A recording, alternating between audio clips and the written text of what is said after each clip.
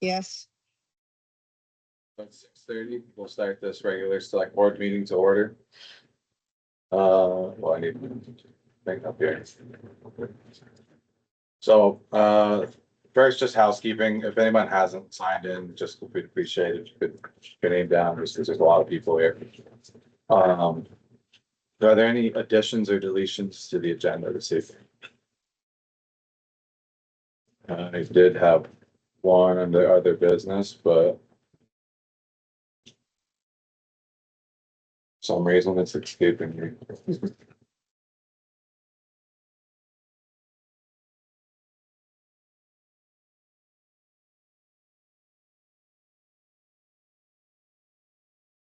So hearing no other business, oops, sorry. Are all of our updates gonna come under other business? So I created a change to this agenda. This was me. Jen has some ideas on how to change it, improve it from here. That's So- fine. I've added a line called old business Yep, for somebody's recommendation. I'm with you I so far. listen, sometimes I do listen, although I forgot one item, the elevations, but There I you- don't have an update for that, so I don't. That is an update.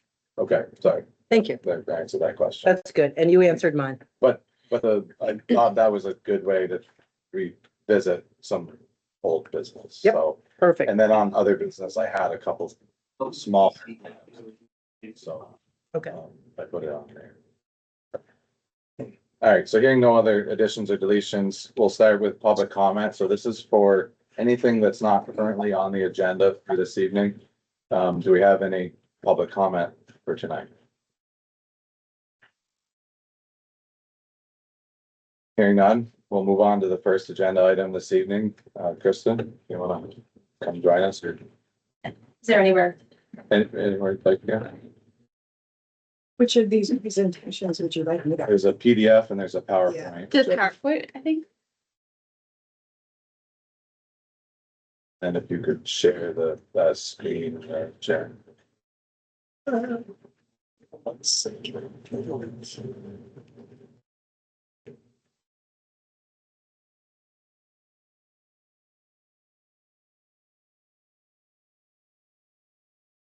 It's not, I think it's Windows. say that again. One of the windows for. Okay. All right. All right, well, thank you for having me in. I can officially hand off the petition. It's not legally binding. Hand it to Donna. Oh, okay. Not Donna Griffith, it's Donna Warren, sorry. Okay. It's not a legally binding, it's just to express our opinions as community members. And really, it was called the Protect Our Cambridge School Zone. Just to start it off, to look at the map of our school and just the school and the streets around it. And this really all came about, next slide, because there was a business that posted a dispensary coming soon. So they had some really nice, colorful, kid-friendly advertising out with mountains and gondolas and Smugs Nug, which has been, I think, taken off the door at this point because Smugs is a trademarked name. So I think that was taken care of. But this came about, and it just really was, I was dropping my fourth grader off at school and just thinking, why? Why is this? This can't be right. This doesn't feel right. So I started investigating and looking into laws and what we have in the state of Vermont and what was available to not have this for our kids. It's too close to the elementary school. So next slide is came together and put together the petition, which I have shared with all of you. And really looking at Cambridge had the local Cannabis Control Commission. It was started, it was 22 or 23 after a town vote. And just looking, so it's in that document made this select board the actual Cannabis Control Board. So that was the place to go. And so put together a petition, and really the objective was that the people that were signing it of Cambridge and Jeffersonville are asking you all to take immediate action. Our retail cannabis store is planning to open near our school. We believe the location is too close to Cambridge Elementary School, and we're asking you to use all your legal authority to stop it. We asked that the Cambridge Select Board use authority to increase the school buffer zone from 500 to 1,000 feet and define it as a straight line radius and replacing the narrow abutting definition. We also call for the Select Board and the Cambridge Local Cannabis Control Commission to draw any future application or to deny any future application from this Main Street location. Next slide. So the town, I had 158 electronic signatures, and you can see from the list, and it was emailed to you. They all had an opportunity to write comments and just why they were signing it. It really ranged from just why do we need more than one dispensary? Why is it so close to the school? It's right next to our library or community center. And you all have that, those comments that people chose to write and their feelings about this, which I was really impressed by the list of people that came forward. This is not one political party. This is left, right, middle, center, older, younger, parents, retired, all sorts of all over. And what has always struck out to me is that in Cambridge, we come out for our kids and we do what's best. If you go to a school performance, it's packed. It's more than town meeting, sorry. There's more people at those performances and those organizations, and people stepped up. So next slide. Just so we were talking about Cambridge Elementary School, which is pre-K through 6, around 325 students. In the notes, you can see the snapshot of the school that has all the data around that. Again, just highlighting where this is. The bottom left is a picture of the playground. That is the boundary, is the playground, which is directly across. So when we're talking about boundary lines, so the next slide, when you're thinking about the boundary of the school to the new location, it's less than 300 feet. So, and that's what you're looking at, the boundary is the playground. So when you look from the aerial view and you see this brown thing, and you're like, well, what is that? That's the playground.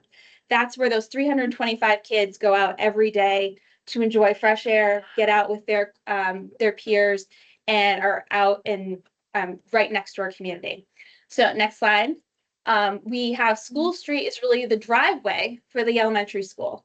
So if you are a parent, you know that during school hours, it becomes a one-way situation where you go through School Street and you go out and around through Charlton. So that it does, and this was the picture this morning as buses were heading out, and you can see the building in the background right there. So this is the driveway for our school.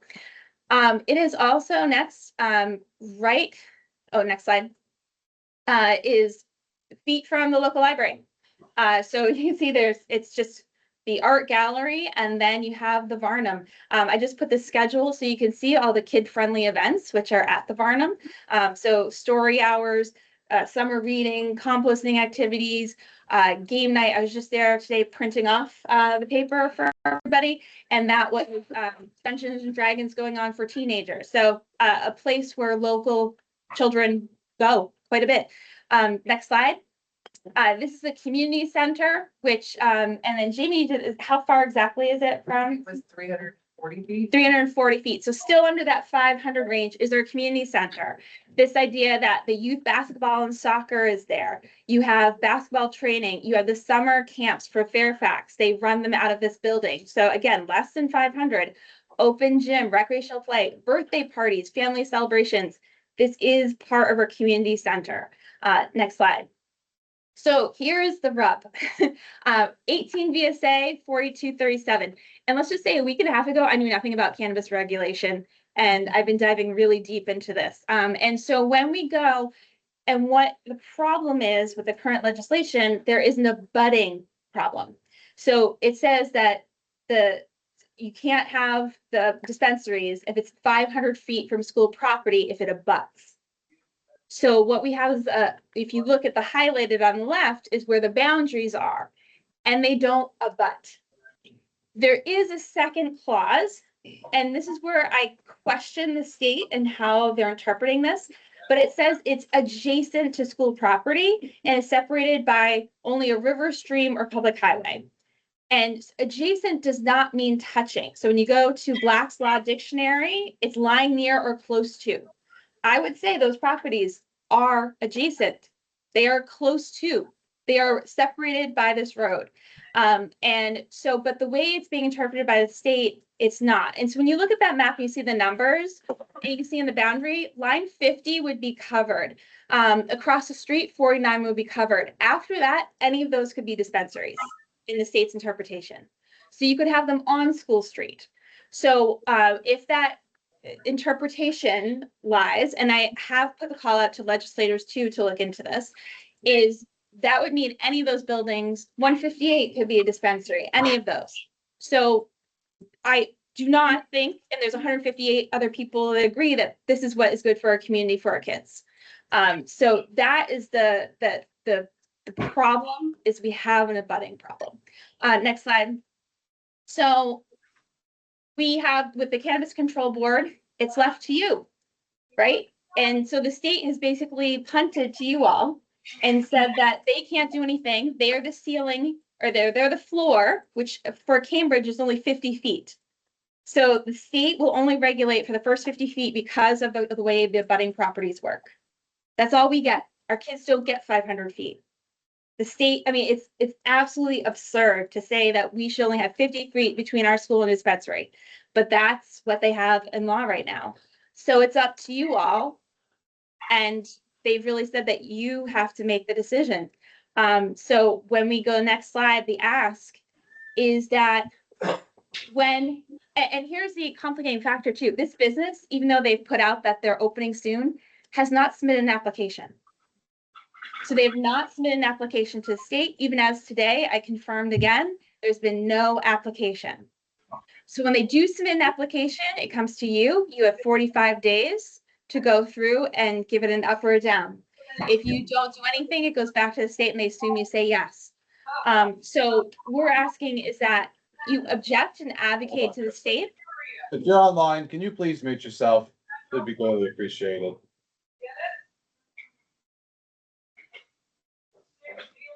Like being in the classroom again.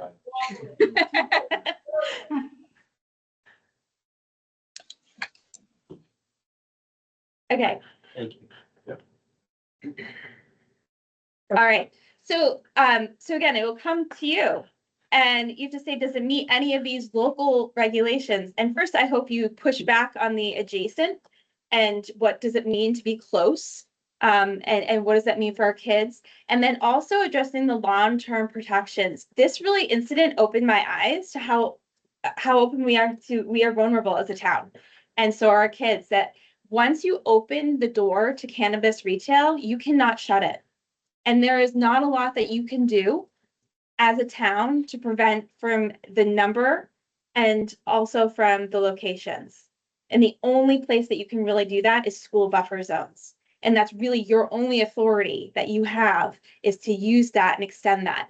I understand that we don't have zoning, but it might be time to have the conversation, right? We live in a town where part of this, actually, if you go to the next slide, which was maddening, in January 28th, when they actually approved this group to move from Johnson to Jeffersonville, they first of all didn't know the difference between Cambridge and Jeffersonville. They thought Jeffersonville was a town itself.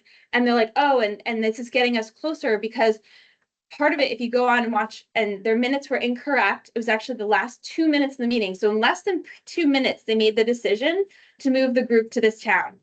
No input from us that if we wanted more than one dispensary. It's the state cannabis board just looking at it and approving. And so the last 2 minutes, and they can't get the names of the towns right. If it's Jeffersonville and Cambridge, I think they're two separate places. Cambridge is a little area, and I think they were using zip code. And I reminded them that zip code is not towns.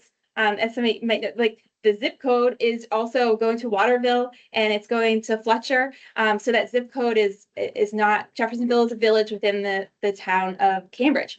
But they also were saying that this would be advantageous because markets west don't have anywhere to buy from dispensary. So we're supposed to have two, because Underhill and Jericho don't want to vote it in. And so we have to supply that for them. And I pointed out that, this is really a pattern that we're seeing around the state, that higher income towns don't want it in their backyard, but they have no problem putting it in their neighbors. And that's not right. And so Underhill and Jericho have more access. We should have it next to our school. And that's not okay. So I'm here, we're all here, knowing that this is an impossible task, knowing that this is a big lift, and just wanting some resolution and something to protect our kids. And we have time because they have not filled out an application. So that sparks, like, even with that, they need to pass fire inspections, which, by the way, they won't because they put a door in where there wasn't one. They didn't pull a permit because I called to check and they didn't. So there is going to be a little bit of time here. They didn't do their homework. They haven't done their due diligence, but it gives us a little time to do that and to give a little protection to make sure that we can do right by our kids. And that's what we're asking you to do. And I can take any questions. Again, I'm not an expert. I've just been diving deep for the last week. Excellent.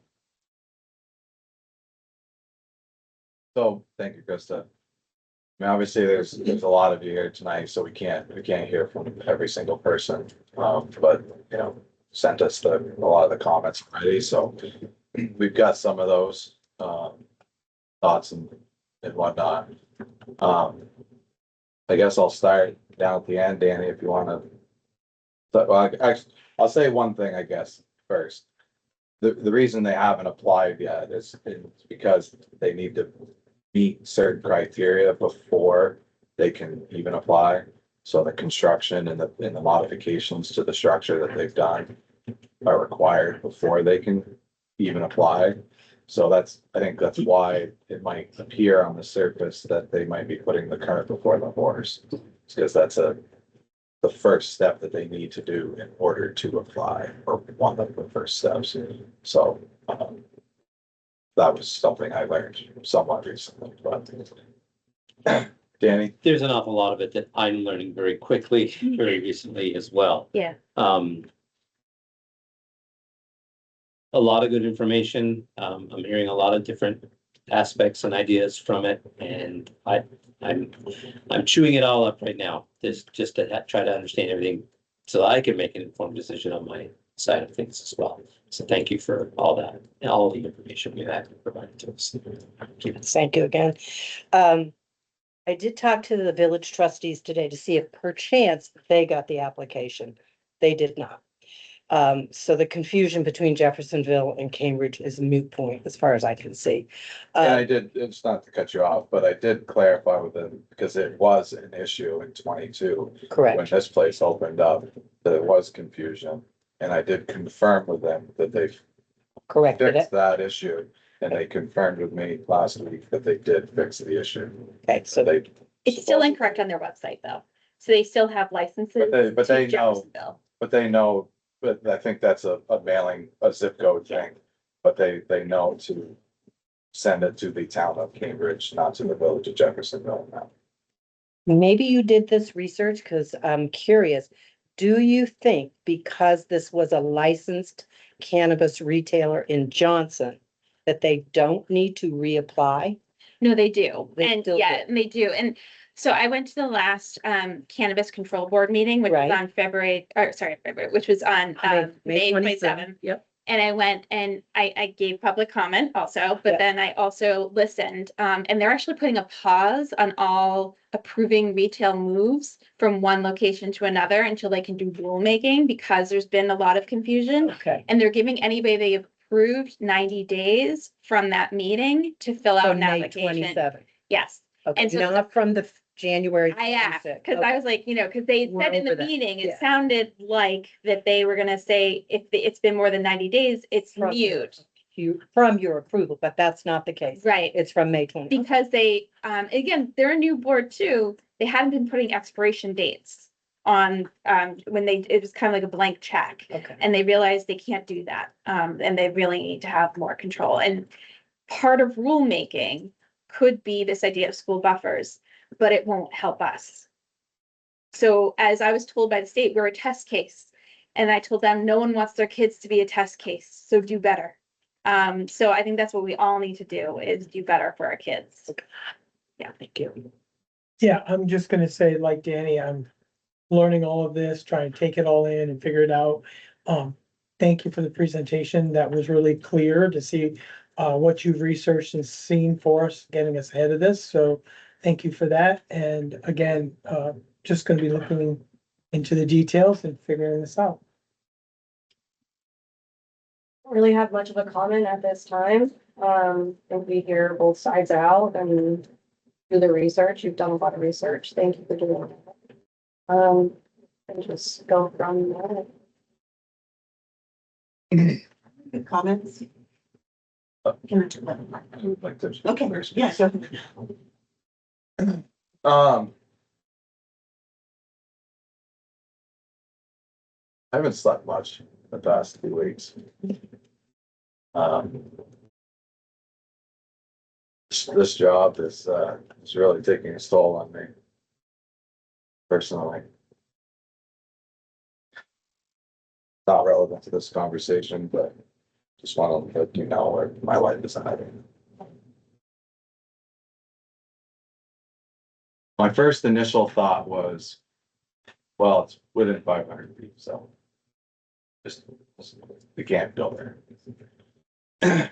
To which I think, like you, and like you said, that realized that the definition is different than how I always thought it was. So then I was like, oh, well, the definition does allow it. Okay. Understanding is, there's really not much we can do as a board. We're very limited on what we can do. And I was under that impression for the better part of a week and a half or so. Finding out maybe 2 days ago that there is a possibility that we could do something. And I say the word possibility because I'm not entirely convinced how, trying to use the right words here. I don't want to use the word legal, legitimate, it might be. Legitimate meaning, would it stand up if somebody were to question it or challenge it in court? Maybe. Town attorney thinks there's, if it were to be challenged legally, could be a 50-50 shot, meaning there has never really been a case like this. And this would ultimately be the first one to test it. We're the test case. Yeah. Welcome. So, but barring that, my personal issue here is morally, is this the right thing to do? And that's where I'm struggling. I say a lot of the same comments and words in the, in the petition, a lot of the same types of descriptors and comments. One of the common ones I saw was like, well, I don't particularly partake in this activity. And I, understand that it's legal and others might, like to do that and, but I just don't want it here. And I can understand that. I'm in the same boat to a point that I don't pretend to, but I have my vices as well. It happens to be alcohol. Where I find a little bit of and I don't take this term lightly, the hypocrisy to me is there's a liquor store on this road. There's a general store that sells alcohol and tobacco on this road. Up until recently, there was a brewery on this road right next to the library. It's now a Mexican restaurant that sells liquor. And that's directly right next to the community center and the library. That is my vice. My family, my wife and my 2 kids, we go to the tavern a couple times a month. I have no problem having a cocktail in front of my kids. We have that conversation with them to tell them that's, this is mommy and daddy's drinks, not drinking these. I find it a little parallel to a point with this person. This is just my personal opinions. The rules are very, very different for cannabis. It's not like a kid can walk in that door. A kid can walk in the liquor store though. They can walk into Hanley's. They could walk into El Gato's Tavern, any of them, without even adult supervision. But the real thing I'm struggling with is where we are as a town. it was just a couple weeks ago at the last meeting that we were criticized that we have too many regulations in this town. That subdivision regulations are out of whack and that we need less. That we're telling people and dictating to people what they can and cannot do with their land. That's not fair. And if it's, you know, to a point a little ironic, just a few weeks later, you know, there's the complete and total opposite, right? And what I've noticed in 7 years on the select board is I usually just hear from the two extreme ends. And one of the toughest parts of my job, our job, is to figure out what's the best move for this town. And in trying to figure out the middle ground of what is the right thing to do. My fear is, to my knowledge, we've never regulated a business in this town. I could be wrong. Maybe this happened.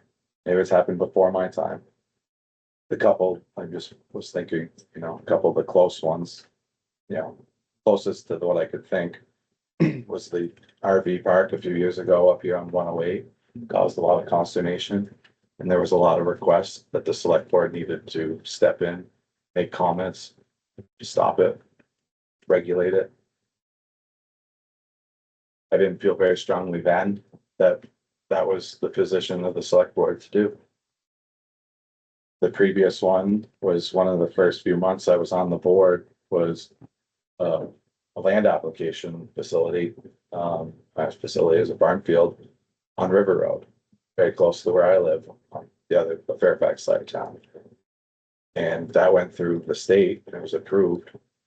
And there was at least one board member at the time felt very strongly that we needed to step in and stop it. I felt, again, conflicted that the town is in this weird position of trying to tell businesses and people what they can and cannot do with their land. And I was really conflicted then, and I'm still conflicted now. In that particular instance, the landowner decided on their own that politically it was messy and they stopped it on their own, that they didn't want to deal with the blowback from, you know, public outcry like this. So that's where I'm at. I feel, I hear your concerns. I've read the comments. You know, you're all here because you care. Your fears and your concerns are valid, right? I'm not trying to question the validity of it by any means. I just fear it's a slippery slope to say that when we start regulating this particular business, then we're gonna regulate the next one and the next one. And yeah, now it's a cannabis store within so many feet of the school. If it was an adult bookstore or a sex toy shop or a smoke shop, tobacco store. Think of a lot of different ways of what it could be. I understand the fear and the anxiety that you all have. I thought I understood that fear and I thought I shared it initially. 2 weeks later, I'm sitting here. I don't particularly share that same fear anymore.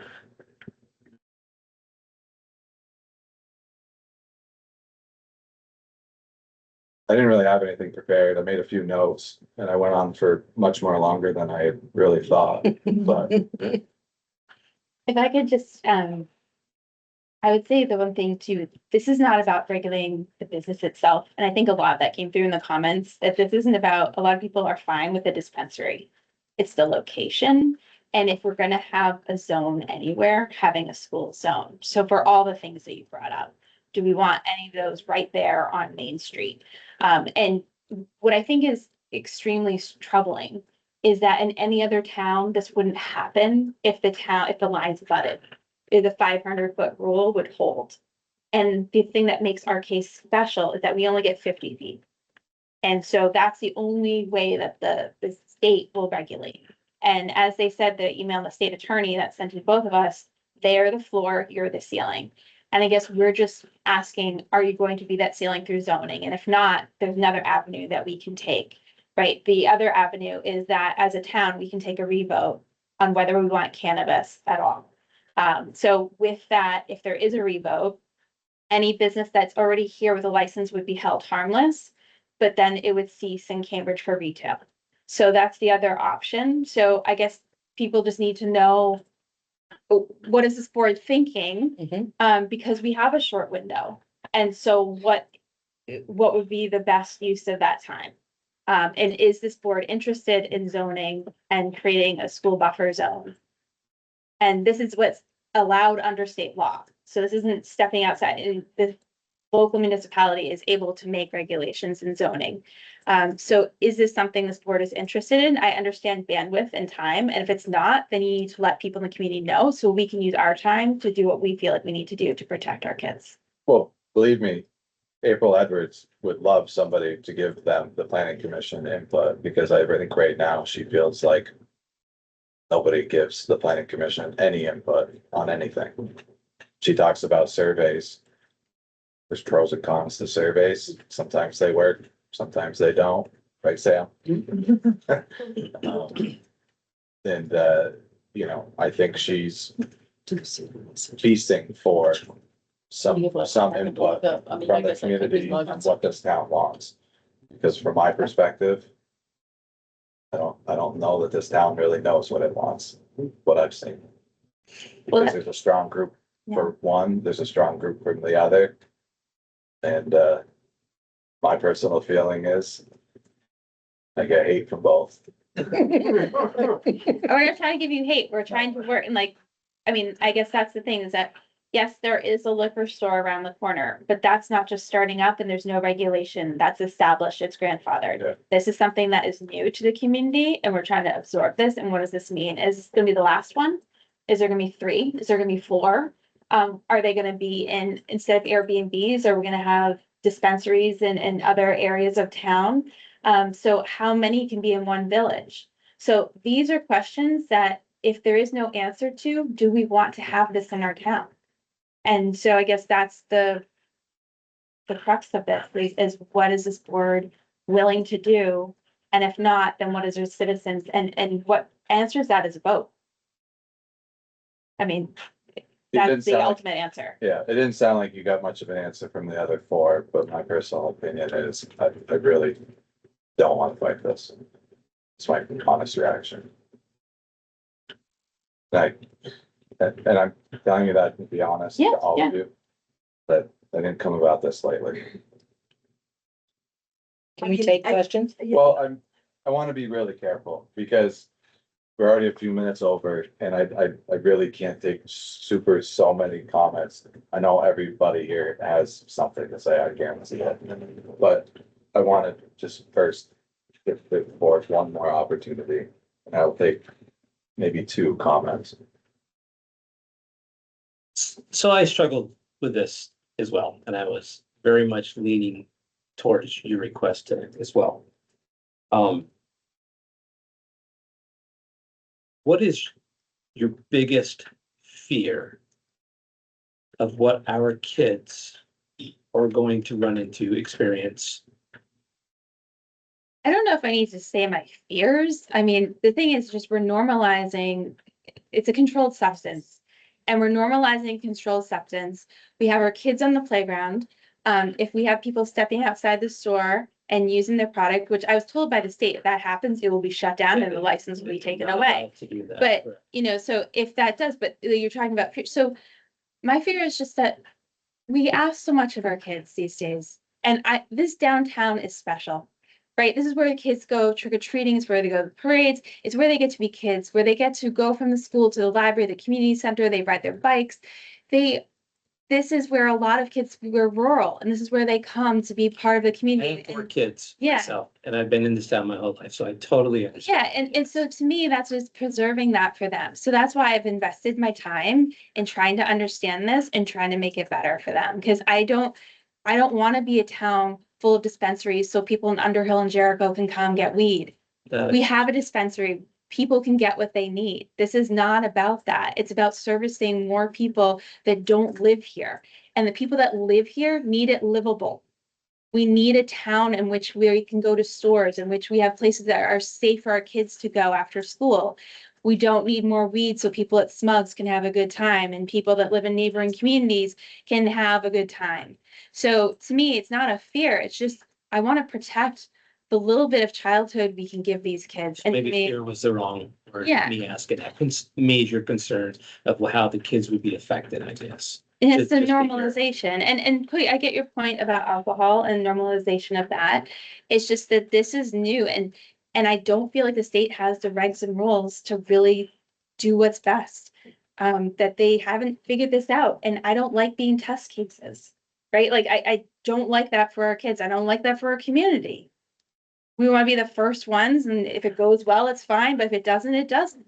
I will say, I will agree with you on that point, that the state totally botched this whole. Yeah, operation. Yes, They yes. lost The last thing. I And they would did put you in say. an unfair situation. Like, I don't think that's fair that you all can't take any money from doing this, right? You get no money from applications, you get all the responsibility, the state gets all the money, and then they're not helping. They're like, here, read this manual, and it's not a lot of help that goes on the side to side. So I'm disappointed in how this is rolling out and what's expected of our local communities for no money. Right? You're supposed to have a cannabis board, you're supposed to have your own minutes, right? You're supposed to have separate meetings, but there is no money for you. And then all that state dollars, all that tax dollars goes to the state. It does not stay here. It does not benefit our community. Tony, Brooke, any final thoughts? Not really. I mean, I would recommend that you go with the other avenue that's available to 3,000 members of this community Yes. and weigh in. I'll take 2 comments.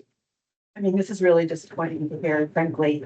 We've been told that you have a mechanism by which we can evaluate this situation. And 158 of your citizens in a very short period of time have asked you to do that. And you are acquiescing on that. And I don't think that's acceptable. Number 2, if these people are planning to open this and they have to do things before they get the permit, wouldn't it be the right thing to do to take care of this now so that they don't invest money, time into something that we may potentially turn down? Only being fair to them. And lastly, I would just say, you know, as a newer resident here, this is not why I moved here, to live in a place where we don't have the amenities that we would like to have, and we have amenities that we, multiple amenities like this cannabis shop that we don't need. There are lots of things that aren't allowed to be near a school. Weapons, people on the child, you know, sex offender list. Lots of things that aren't allowed. Pollution, you know, there's lots of things that we protect children from. And I want to protect the children. I don't have children in school, but I also want to protect myself and the lifestyle and the way I want to live. And I'm sorry, you know, my heart goes out to you because I hear the pain in your voice of dealing with all of this. And I appreciate being honest about that. But if you feel that this isn't a fight you can take on, then we appeal to the other board members, select board members to step in and help you and maybe take the lead on that. That's what your citizens are asking you to do. So, sorry, I will. Cody, I have a question online. Mark is raising his hand. Sure, Mark. Hey, guys, I'd just like to just make a couple comments. My name is Mark. I own a cannabis business. It's not a retail store. We do manufacturing and we sell to retail stores. I understand, the concern. People have a lot of questions, but, this isn't 2020 when this law was passed and we would have no idea what a town with a dispensary would look like. But, we've had one for almost 4 years. So the question is, what are all the problems the current dispensary causes, and how are those problems going to be even worse at a location closer to the school? To my knowledge, the dispensary in town does not cause any problems. They follow the rules. There's a food truck outside of the dispensary. People bring their families and their kids. They eat on the picnic tables outside. Kids are not peeking inside the windows. Kids are not going inside. The Man's Meadow apartment complex, the school bus drops off the kids every day in front of the dispensary. Kids walk down the street to go to the mobile station, get creamies. You can see it from Yana's. You can see it from the family table. You can see it from the mobile station. Hundreds of kids look at that dispensary every day, but they're not going in. You can't see inside of it. You know, we know what a town is like with the dispensary, a small town. These guys, you know, Cambridge Cannabis, they're not going above and beyond, you know, they're just simply following the rules. They're professionals, you know, they're local business owners, they're respected members of this community. So I understand it's kind of a knee-jerk reaction that if it's closer to a school, the more likelihood a kid is, you know, a third grader is somehow gonna manage to get inside the store and get products.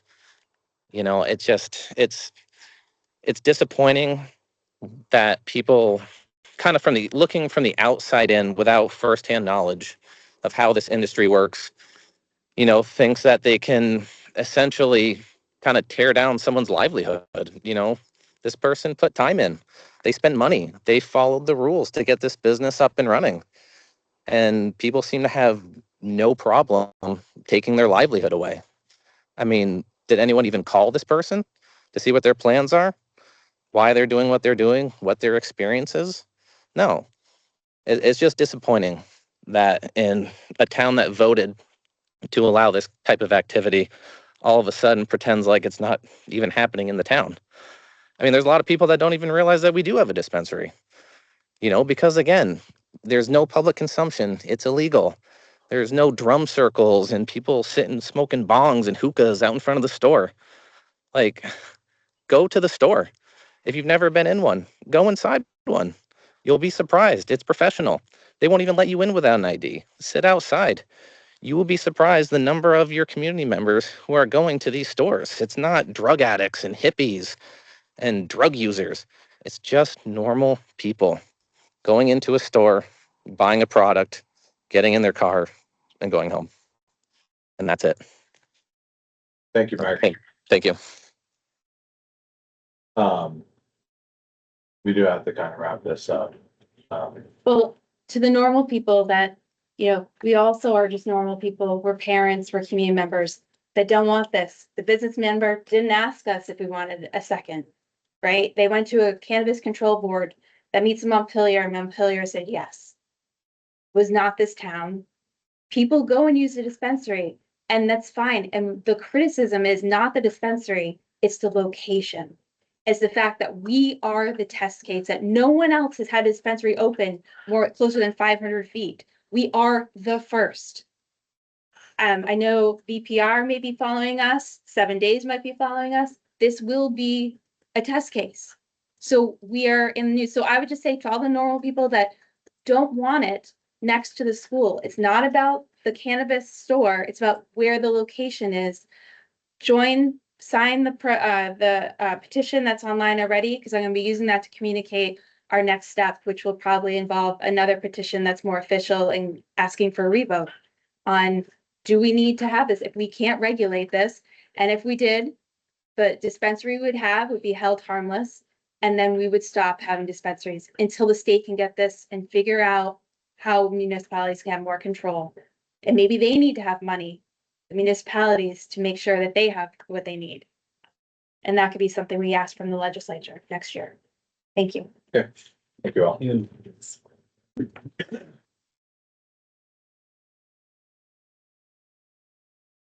Kiki Fitzgerald.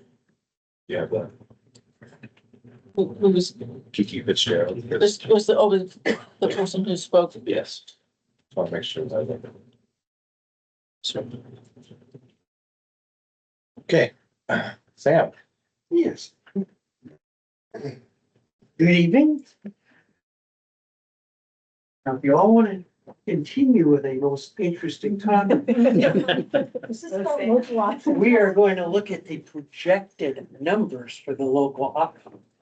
in an impartial, nonpartisan way. You're right. So thanks for having me.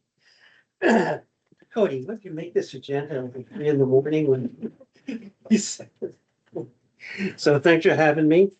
Was I supposed to get something up there?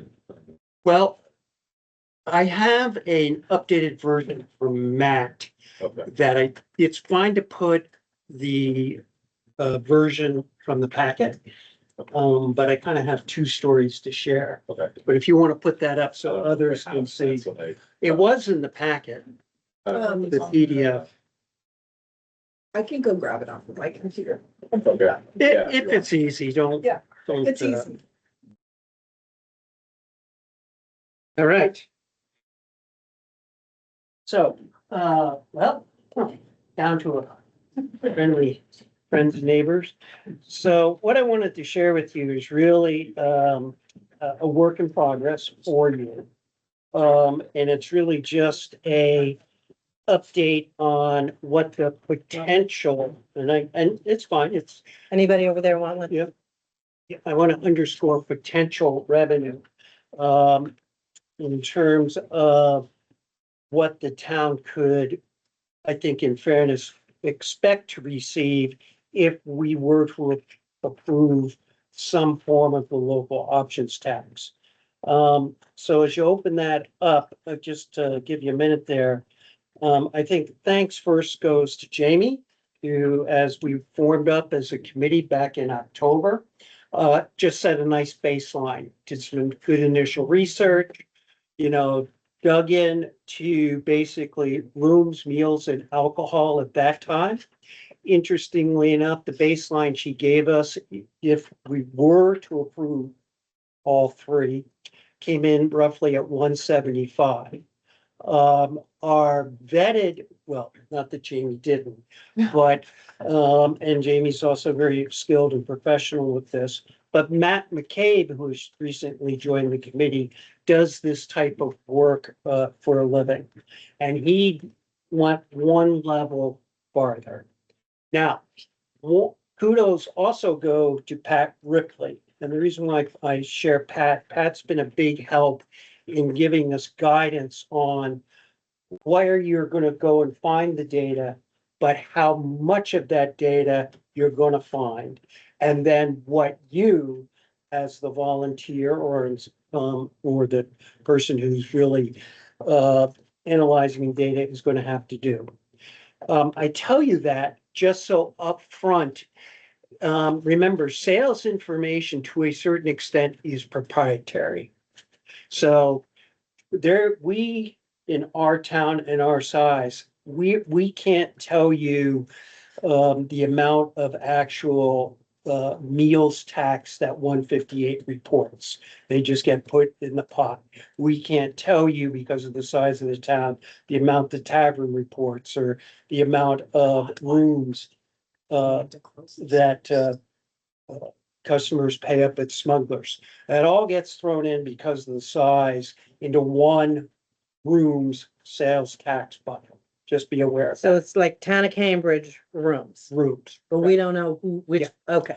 And even if you could, it's still any notion of trying to find things by zip code.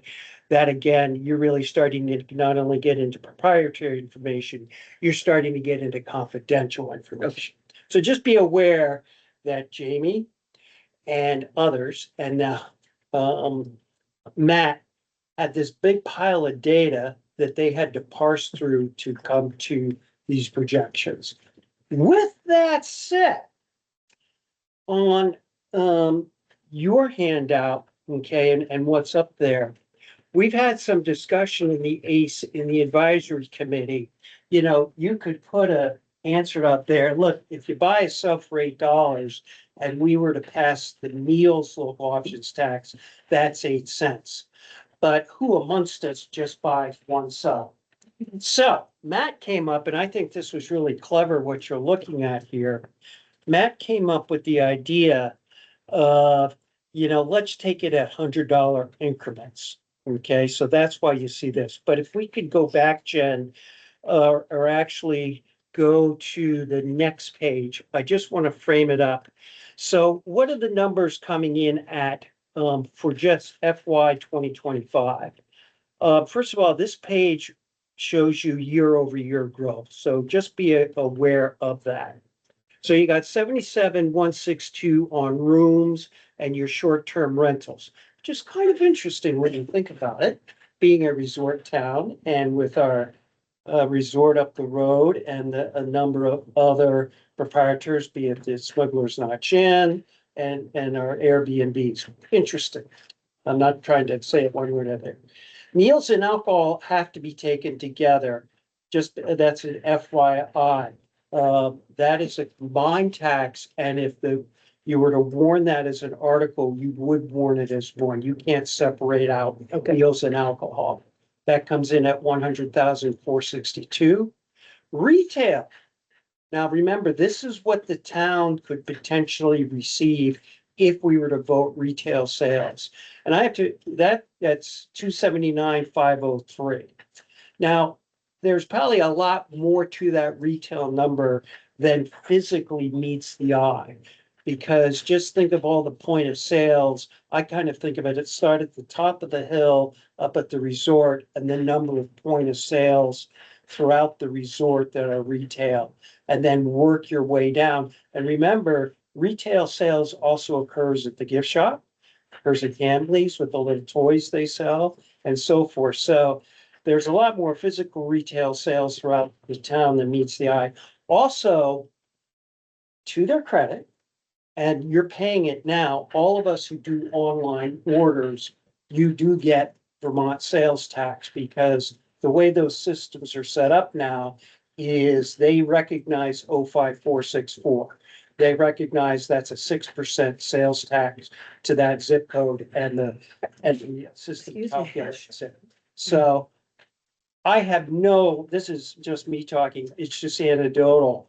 But I sense in our rural community, there's probably a good amount of online commerce that takes place. If FPF is a barometer, the amount of packages that end up here, but should have been there, but, or Tony, you might, but that, we have no proof of that, but that's just an interesting number that's our highest. So what's the sum total here?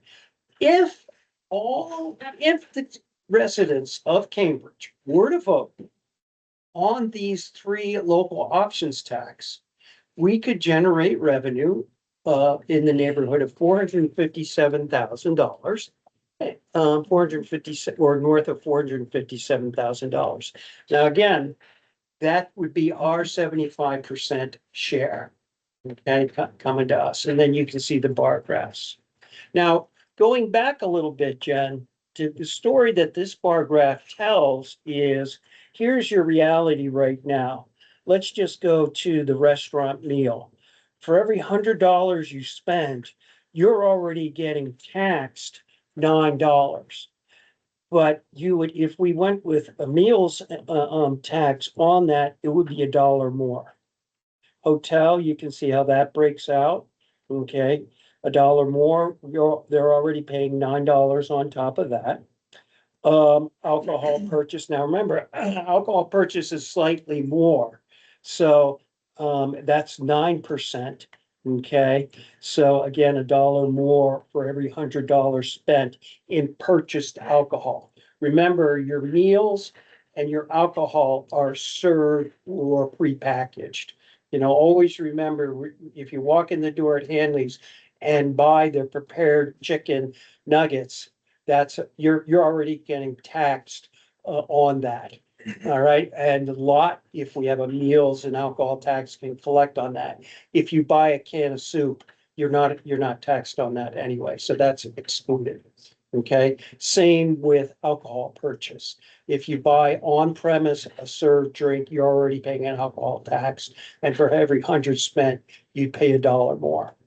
Okay, so that's what that's showing. We just thought it was more valid to go in $100 increments to say you're paying $1 more than you already are. Questions on that? Now, the final page is just purely, I like the way Matt put this, revenue and context, okay? I will say, in fairness, our pulse check survey is working because it's doing just that. It's doing a pulse check in the community. And we're at another meeting with you, we'll bring back those survey results to you. No matter how people are weighing in on it, one thing they are weighing in on it, that, and this is just information, is if we were to collect a local options tax, you know, whatever that looks like, okay? Infrastructure and municipal services is a good use of the money. And as we've mentioned before, if the board decides to warn this, you want to have a pretty good sense in your, that you can say to the voters, this is how it could be used based on this. But ultimately, it is, as you guys know, the town's money to do with it what you will. But that, as we've emphasized before, needs to be a community decision. Anyway, you've heard that before. That's more for the benefit of people who haven't. Road maintenance has been very high on the service. Rescue appropriations, other categories, highway equipment, and so forth. So let's just say you just did strictly rooms, meals, and alcohol. Based on 2025, we would bring in 177,624. But you can see above that, how does that compare to what your current expenditures are now? You got 352 in highway equipment and vehicle maintenance, rescue 476. And I don't, you guys are aware of these numbers. The point of this graph is what? To say, okay, let's say you brought in 177,624. Here are the current expenses, and you can draw your own, your own conclusions of how they may impact or to mitigate those current costs. So that's what that's showing you. Now, in fairness, I think to Jamie, the work she's done, the work we've all done, and believe me, the crunching that Matt has done, we're good with what we're bringing before you. You can always go farther, but that farther is not with a very skilled, very knowledgeable, very number crunching group, but you'd have to pay for it. I'm just telling you. Yeah, now you're getting in the, and they are businesses, Jeff Carr, who has been they are businesses out there who will crunch it for you if you want. But this is pretty much, we think of the milestones you've asked us to do, we're there. Yep. Excellent. Sorry. Oh, that's just the briefing I wanted to give you, and just I wanted to conclude. Our next steps at our meeting next week will be, okay, now we've got this done, we've got the survey underway. We're really into our outreach. At our last meeting, we are trying to shape up to do some form of a business roundtable to get them in here, and certainly have FaceTime with the community. So that's really what's to come. Cody? Well, I figured you had one more thing to say Yeah. on the business thing, so Yeah. I'm glad you guys are still Oh, yeah, talking about we're that. working on it. If I had to make one constructive criticism on that, I might add, what we put in the emergency vehicle fund, Mhm. highway equipment fund. Well, last year we put 300,000, right? Oh, are these numbers a little off? No, you're fine. I was thinking about adding a bar, a gray bar. Okay. In the town budget for the contribution to the emergency vehicle fund. Oh, okay. Now, again, this page was just to kind of show you the what if. Yeah. But if you think that the what if showing against the emergency fund, You don't have, let me back up. Yeah. You don't have to change anything. How I might articulate this, if somebody asked, is, we're gonna talk to the fire department in 2 weeks at the next meeting about a couple topics, but one of them is the next truck that they're talking about replacing is engine one, which is gonna be $1 million truck. Yeah. I'm told it could Oh, be yeah. $1 million truck. I don't remember what the last one was, 750,000, Mm, and they haven't gone down in price in 20 years. right, There's not enough money in that emergency vehicle fund currently to purchase that. How I look at this and how I've been kind of trying to wrap my brain around it is we're not funding that fund appropriately in order to make that purchase in a few years. So one of two things has to happen. We only get money. Well, we get money two places, right, taxes and anything else. right. But the bulk of it, 90% of it is through taxes. And they're not handing out $1 million grants for fire trucks, exactly. So I couldn't count on that one. But, you know, last year we put 300,000 in between those two, the highway equipment and emergency vehicle fund. We reduced that a little bit to 250,000 this year.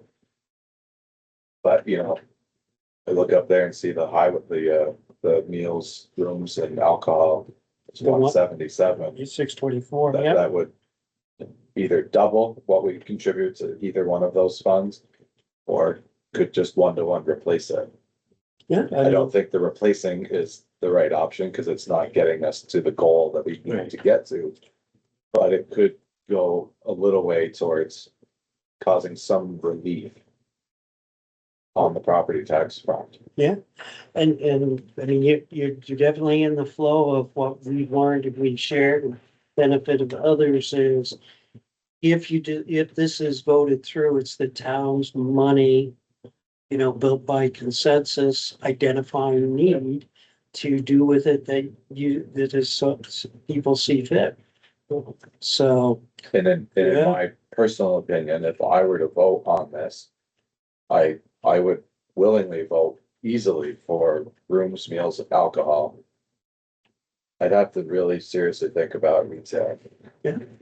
That number is, I was shocked. that was a learning for me too. Because when I look around this town, I'm like, retail, Yeah. we don't really have that much retail. But then when you throw in, you know, people buying Amazon, getting it delivered to their house. No, there's, And remember there's people who work out of their home that do Yeah. sales, online retail. You know, there's more to our local economy, which is a good news, Yeah. but put the lot aside than meets the offer. Yeah. and I could see, you know, I think a lot of the route, like, people that are gonna have issue with would be that one, would be my guess. Sure. Is my guess. I think initially people thought, and I kind of thought this too, the meals. You know, this isn't going to your milk, your bread, your eggs. This is, you go and buy a sandwich at the cupboard, you go to the tavern for dinner. These are the prepared meals, which is something, right? We all need food to live. But, you know, if you're going to the tavern like my family does, you know, at least this, you know, in my opinion, we're expending a little extra to have a good time, to go out with the family. So in my opinion, an extra $1 or $2 for a meal isn't critical to my finances, at least. But I can see how not everybody may be in that same situation. So I would certainly be hesitant, at least, or have to think seriously about the retail piece, because it may affect people's livelihoods more than residents on rooms. Let's face it, most people in town aren't getting rooms, you know, or at least I don't think it's a scenario where that might come to be. And alcohol, we don't need alcohol to survive. It's a extracurricular, if you will, so. But, the retail, that's a little kind of a, almost got one. So for coming attractions, just so you know, at our meeting next week, we'll be talking continued outreach, business roundtable. You know, we would like to get agended 2 weeks from today, if possible. If the survey is open, but Matt being the number cruncher, we are prepared to share the survey results with you, but if you're feeling like, you know, we got other things to deal with, we can hold on that, but I think it's sooner is better than later because, if the survey did what it was intended to do, which was to take a pulse check and to let people weigh in and express their opinion, which they clearly have from all sides of it, which has been, I think, really helpful. It's certainly been helpful to the committee in directing our work, which we hope, again, is serving your needs, the town's needs as well. So it's turned into one big old research project, but that's what's really necessary. We've learned from the other towns is research some, share some, and go to the next. Sam, I think that Kiki has a question. Oh, Kiki, how are you? Well, two things. One is, I think it's important to remember that when we go to Essex or Stowe and we're having a meal or whatever, we're feeding into their lot, you know, and some of the comments, I'm not sure people understood that correctly, but you know, we all kind of travel and go shop in other places. But the other thing, the question I had for you, Sam, and I probably should know this. So what's the time frame for, like, when do we need to do this to get the impact of being able to have money to, you know, put in the budget to buy fire trucks or whatever? Like, what has to happen? So how far out is that? Well, that's a great question. What we have discussed, I'll listen to you face that. And I'll, okay. What we've discussed at the committee level is if these folks prove it, to warn a special town meeting for the evening in the fall. If whatever the town approved, I'm just gonna give a hypothetical timeline to say benefits. It's basically, it works with this sequence. Let's just say it was approved by October 1. Okay, now there's a 30-day grace period where any vote people can do a petition. But during that period, a parallel event can happen. The state has to then, let's just say it's rooms, meals, and alcohol. The state then notifies all the people, the rooms, meals, and alcohol license. Cambridge has now done a lot. You need to get your point of sale devices ready. You need to get your recording ready to go. After that 90-day period elapses, then you start collecting your lot tax of the first quarter. The other reason why I say October is that is basically the remainder of October, November, December for the 90 days. And you could conceivably start collecting in Q1 of next year. The economic upside of that, now I'm getting a little subjective, is you are right in the heart of our peak seasons. Because one thing we also, but that's up to this group, and they're going to decide when they want to go forward, when they want to warn the vote, and the cycle would take care of itself. Thank you. But that's just a hypothetical. Yeah, no, it's good to understand. There's a 90-day first quarter after that, and so forth. Amy, did you have anything you wanted to add? No, I was actually gonna add that about the timing. I think it's just a consideration for the board as fast, how fast you want us to present to you. Yeah. We're trying to move as quickly as we can so that we can allow you guys the adequate amount of time to be able to make the decisions that you need to make and come back and ask any clarification from us. I will add one other thing. I think as the committee, we're also considering, and I don't know how you feel about this, Cody, and board, making recommendations on how the monies can be considered used so that we can present that to you all as well. Because there are a few different ideas of how, you know, that came from the surveys and some of the other feedback that we've heard.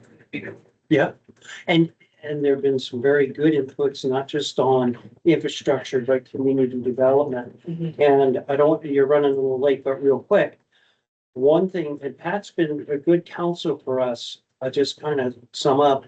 One thing he has said is if your business owners are a little resistant, what other towns have done is said, you know, maybe we should set aside some of this money to fund street fair or a block party that we know will bring folks to town to then get the cash registers ringing. Yeah, economic development. funds. It's economic development. So just, there's a lot of ways it can be used that, you know, can be a win.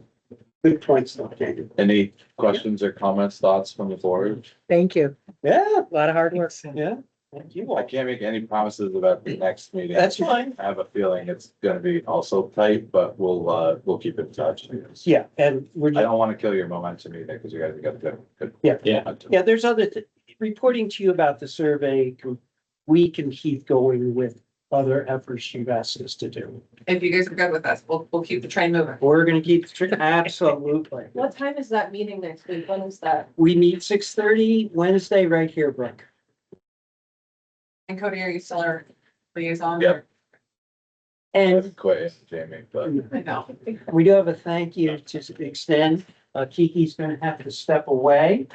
So we'll be looking to fill that, but I wanted to chat with you or others.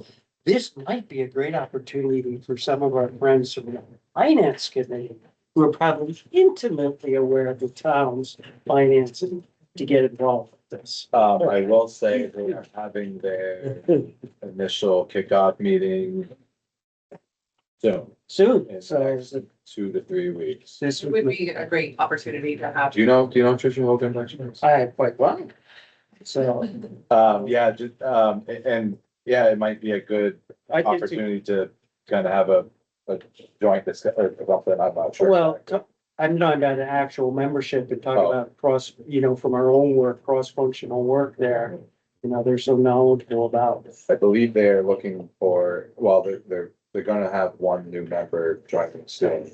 Well, let me reach out to Tricia and others. I think she still had one person that was kind of on the fence, so they may still be looking for one more, I don't know, yeah, but.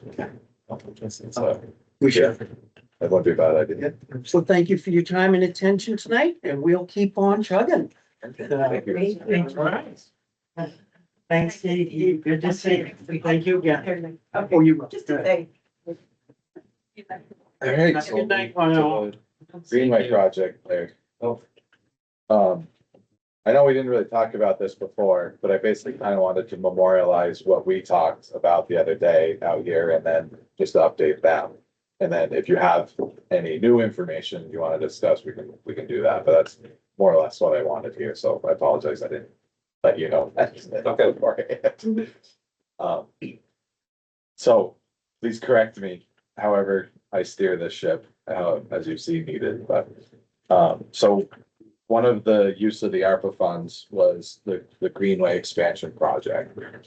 And Laird and his team have been working diligently trying to move that to the next step because those funds do need to be expended by the end of this year. Yep.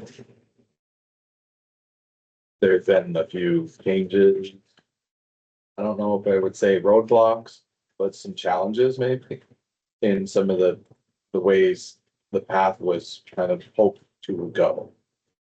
I met with Laird, Peter, and Liam the other day to just kind of, from a construction standpoint, to just kind of what makes sense here.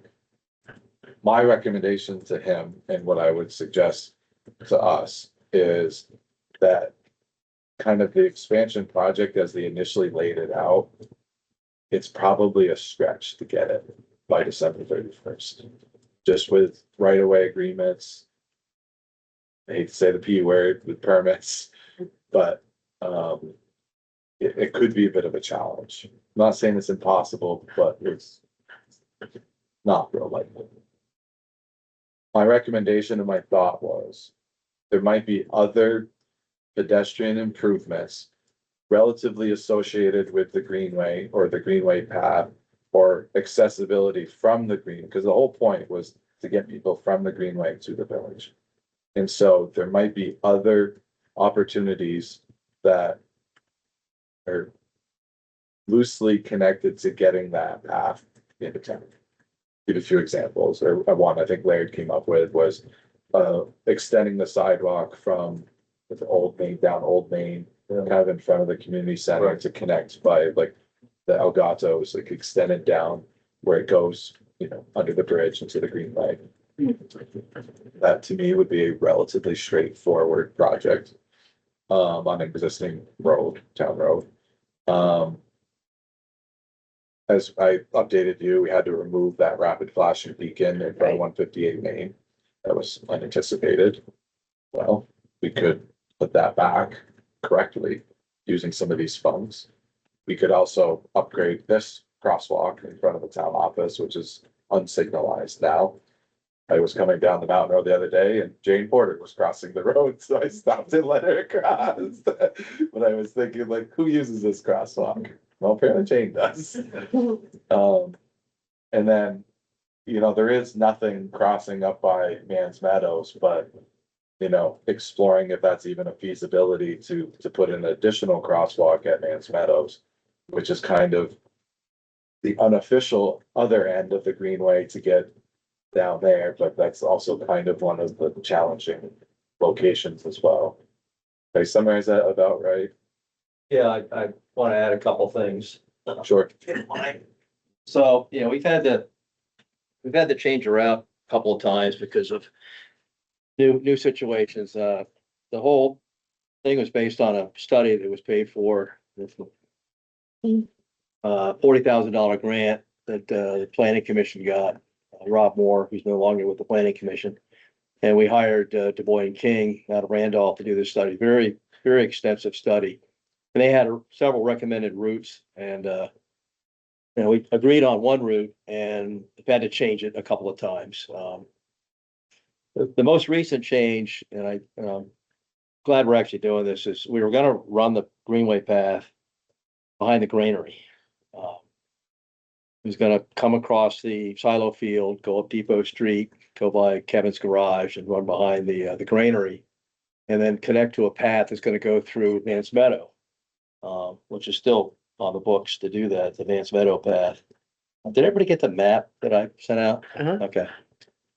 So we met with Ben Waterman, he's the owner of the granary, and he came up with some changes that are not gonna work. The reason is that the end of the granary, the burger barn is gonna move in there. And they're even gonna have a bar and everything. So he's concerned that they're gonna wanna park in back of the granary. Where that, there's like a gravel driveway there, because originally the Greenway path is gonna right down the center of that driveway. So he's asking us to move the path over, only have it 8 feet wide, and then continue on down the old railroad bed. And if you've seen the location, he pushed a lot of debris up. Didn't take it out. He cut down trees and there's stumps and there's like a berm the whole length of the railroad bed. And we had Cody look at that as an engineer, not as a, select board chair, saying, what do you think? And it's a pretty massive project because he would like us to go behind a propane tank. There's a storage trailer there. Not to mention a giant row of trees. That has to be cut down. I don't know what the cost would be, 20,000, 30,000, something like that, but long story short, we decided to abandon that.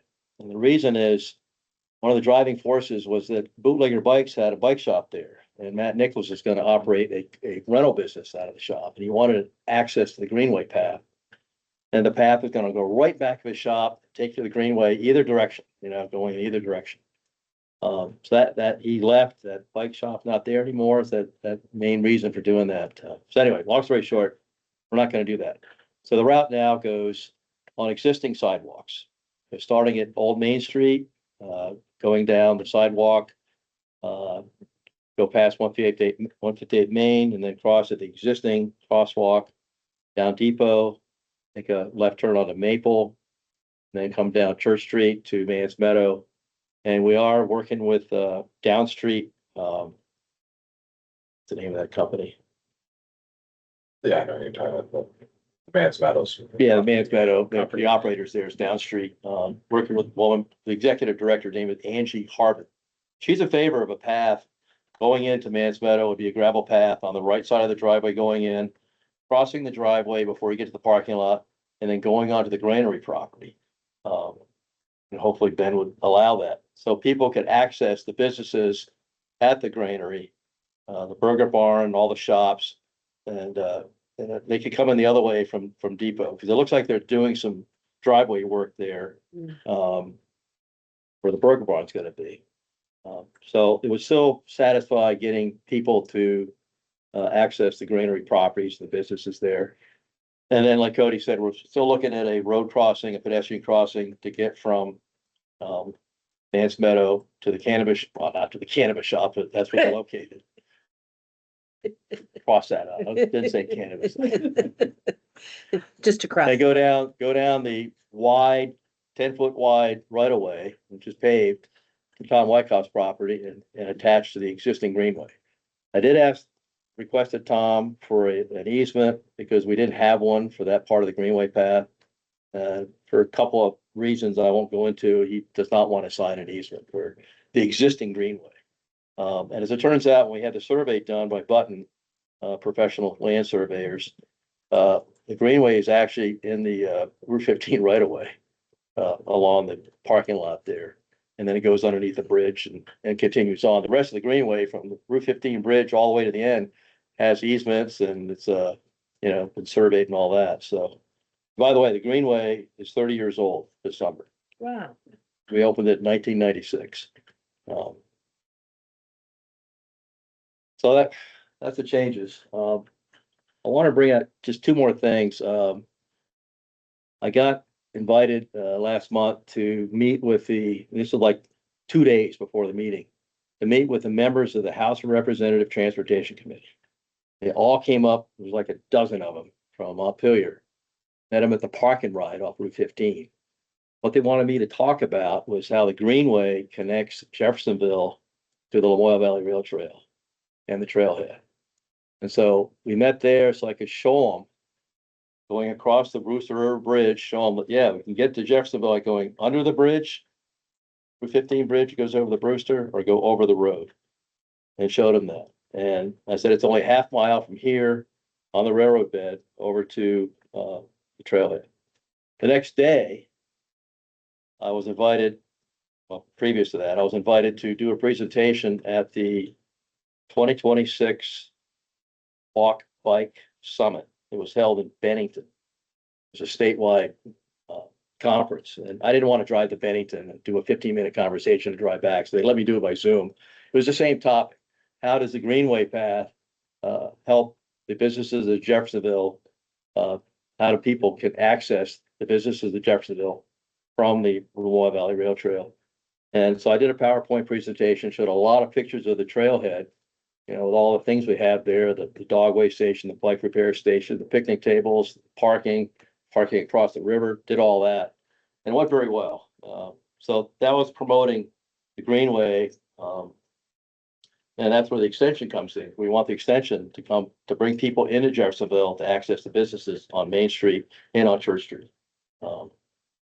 So what we'd like to do is use that money to improve the sidewalks on this new route. Cody mentioned getting a sidewalk from Old Main Street to where the sidewalk is on the other side of the driveway to the community center. Eric Bouzan is going to help us. He was on our group before. He's going to be an advisory role. He's going to help me with the planning of this and getting contractors and all that.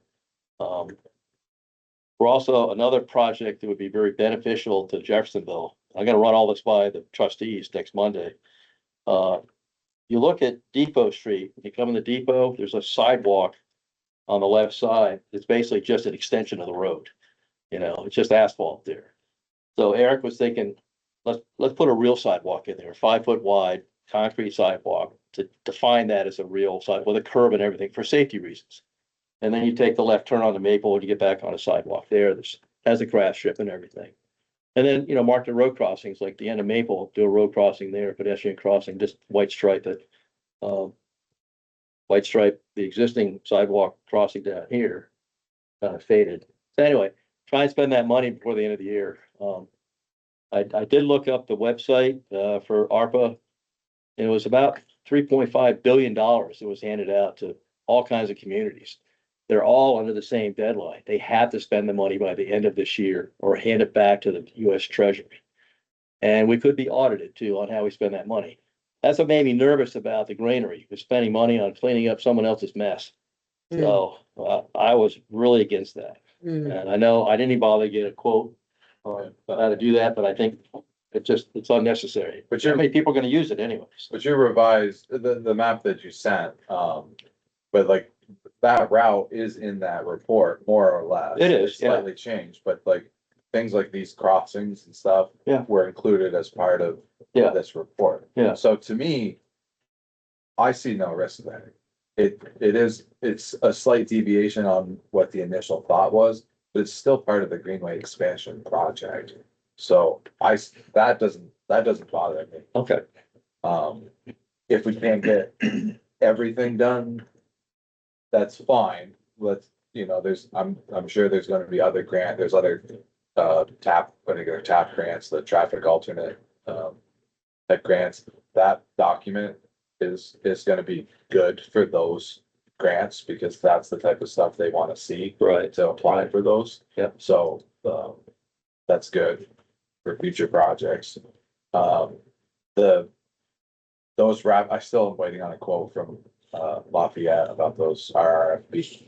okay, But I feel like they're in the $10,000 to $15,000 range each. Like, each side of the road.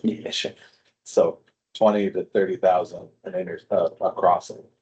Is my guess, plus redoing the sidewalk. So if we redid the one by 158 Main and did either expanded this one. I could see the one up by Mans Meadows taking a little bit more time because it's a new, like, this is an existing one. I can see that as an easy thing for V-Trans to wrap even their brain around. And I don't mind if you put that in the minutes stuff. To have 7 people come out here and lecture me Yeah, about yeah. that was a little ridiculous. So I think now that I know who the people are that issue those permits, so I can twist the knife a little bit. yeah, cause Eric was working with 2 guys from V-Trans, a couple engineers on that pedestrian crossing at Church Street, one by Vance Meadow, and they both got laid off. Yeah. And then, of course, he stepped down, so Well, kind of lost momentum on that. Mm. I may have overspoke a little bit to them about my frustration with that, but, I still work with them a lot and I still have a lot of contacts there, so I'm fairly confident we can come to a resolution on that. The 1111 permit for 158 Main exists, and it's still open, so Oh, we could do that tomorrow, okay, essentially. the flashing light, on demand flashing, Yeah, it would involve, we have to replace they would have to replace that sidewalk with an ADA pad of concrete with a detectable warning. And on both sides. Trying to think what that store is. It was like Two Sisters Mercantile or Yeah. something, on the street. Live in comfort now. Oh, okay, that side of the street is a little bit more complicated because there's a drain inlet yeah, right there. yep. And they made some suggestions, we could shift the whole thing towards Hanley's a little bit, avoid that. And we could just get rid of what little strip of asphalt there is there. Mhm. And it may work better. They have to black the crosswalk and it'd be a little line striping, but that may be the easiest thing. And then you wouldn't be dumping people out. Cause their parking lot is essentially that sidewalk. And Right. it's Right. weird right there, just weird. So the best course of action might be just to shift it down south a little bit, so. But we could essentially do that tomorrow. It's existing infrastructure. We have an 1111 permit. Yeah, it could happen. Just want to clarify, the path into Mans Meadow would be a gravel path. Yeah. Not asphalt, so, And I'm not saying don't stop trying to get that paperwork done, because that. I actually got a question for you. Angie was asking if, the ARPA funds would cover legal costs, and if they want their lawyer to weigh in on whether they can just vote on signing the easement. Well, something I just thought of there is whether that project is Act 250. And that might be, Ooh, that might be something to look into. why would it be Act 250? Because it's less than 10 acres. I don't know, but I'm just. That Throwing would that out. there. potentially complicate You things. give me something else to wake up at 3 o'clock in the morning worrying about? Yeah. You can join me, call me, help you out. Yeah, we'll both be up at the Yeah. same time. Yeah. Yeah. So if my recommendation would be to. Again, and if you guys are all okay with this, my recommendation would be, let's fix upgrade the RRFB at 158 Main. Let's try to upgrade this one right here. We could work on exploring one up at the end of in Man's Meadows. Yeah, And then the sidewalk extension down Old Main. Cause you would. see how need- far the money goes, I mean. You would need and I have some ideas when we put it out to bid, we could do some alternates and stuff to like, work on that. Okay, I wouldn't be so that would have to be bidded out. Yeah. Okay. for the purchasing policy. I mean, we think- could do other things like, not expensive stuff, but, put another layer of gravel down on that path and, Yeah, and the I- same with the greenway and. I don't think, in my mind, I wouldn't waste the money on hiring like a DNK to like draw something up. Yep. I think that's, as an engineer, engineers are a waste of money. Point. Would the extension down Main Street go all the way to the bridge? Is that the goal? Mhm. Okay. I looked at it the other day, I think that the challenge might be floodplain related, might be in that area. And I wasn't out there, I was just looking on Google Street View. Oh, okay. Checking it out, Yeah. so that might be something to ponder over. Okay. But you would need at least, three easements, looking at the map. The Farm Historical Society and the Community Center, I think. I think the sidewalk stops at, oh god. It stops right at the driveway to community center. Oh, so okay, so we just need to cross the community center. Yeah. And I then, mean, the other option would be just a white stripe, a bike lane down the old Main Street pavement as it stands now. But I would really prefer a sidewalk to make it more attractive to bring people into the village. yeah, and the only thing, it could be asphalt, the only thing you need concrete for is the detectable warning pads. So just where they cross, that's the only thing, and it doesn't. Yeah. None of the existing sidewalks here in the village are ADA, No, none of them. well, except for the sidewalk on School Street. I think the end toward the school has detectable warning pads, but I don't think the ones up on Main Street do. But I mean, it's a concrete 5 foot wide sidewalk, Yeah, right, all the way around school. I wouldn't challenge it legally, but Yeah. I wouldn't stake my life on it, but it's certainly more accessible than what's in the rest of the village, I'll say that. Yeah, Yeah. But those crossings, that's what they would need is a detectable warning pad on each side and a little pad of 5x5 pad of concrete. Okay. Doesn't need curb, but it would need that level. For like a wheelchair, is that what we're talking about? Yeah. Or a stroller or anything that needs on wheels? Yeah, whether the detectable, the cast iron plate with the knobs. It's called Okay, the detectable warning surface. It's like for a blind person could feel the. okay, It's like, okay. stop here. Mhm. There's- I mean, the one thing the route does accomplish, it does connect each end of the greenway. Yeah. From Yeah. Brewster River, the little set of stairs there and then onto White House property, because he doesn't have any issue with the greenway being there. He just didn't want to sign an easement, so. The other challenge with the end of Man's Meadows driveway with the crossing is there's no existing sidewalk there. And I'm not sure how extensive you need to make the sidewalk in order to like, so you can't dump people off into no man's land Mhm. that's frowned upon. But like, how extensive that needs to be in order to dump them off there, I don't know. Okay. Because there's clearly people that walk up and down right through there all the time to go to the mobile and from the Mhm. apartments and over, like. Yeah. There's definitely pedestrians there, Right. okay? Are you happy with this plan? Yes, I'm very disappointed the granary wasn't gonna work out, but, Right. a couple of good reasons, not to go that way. Peter was hoping we could work that out, but, it's a waste of money in my mind. Okay, Um, I don't think anybody would use it. I mean, if you wanna go to the granary, you can walk down Depot and you're there, or most people drive their car there, so. Yeah. I don't see the volume justifying the expense. okay. But we do need to spend the money this year. Yep. And we'll do as much as we can in the village of Jeffersonville. And I'll be running this by the trustees on Monday. Just one other thing, the silo field, Trails Committee is responsible for watering those trees, and we did have a plan in the book here for a circular path around the silo field, taking into account those trees that were planted last year. We mapped it out, and originally it was going to be a gravel path, but there's some severe restrictions on what you can do with that property. You can't bring material in, you can't take material out. So I'm going to go to the trustees with 3 plans. One of them is not to do a path at all. The grass is mowed every week. You can walk on that silo field however you want. But I'm also coming up with a natural grass path, which would be to follow that circular route with a 10-foot wide path. Take up the sod, hardly rake the grass, plant new grass seed, like something expensive like bluegrass that would differentiate the path Oh, from the rest of the field, maybe mow it lower than the rest of the field. No fencing because it's a floodplain.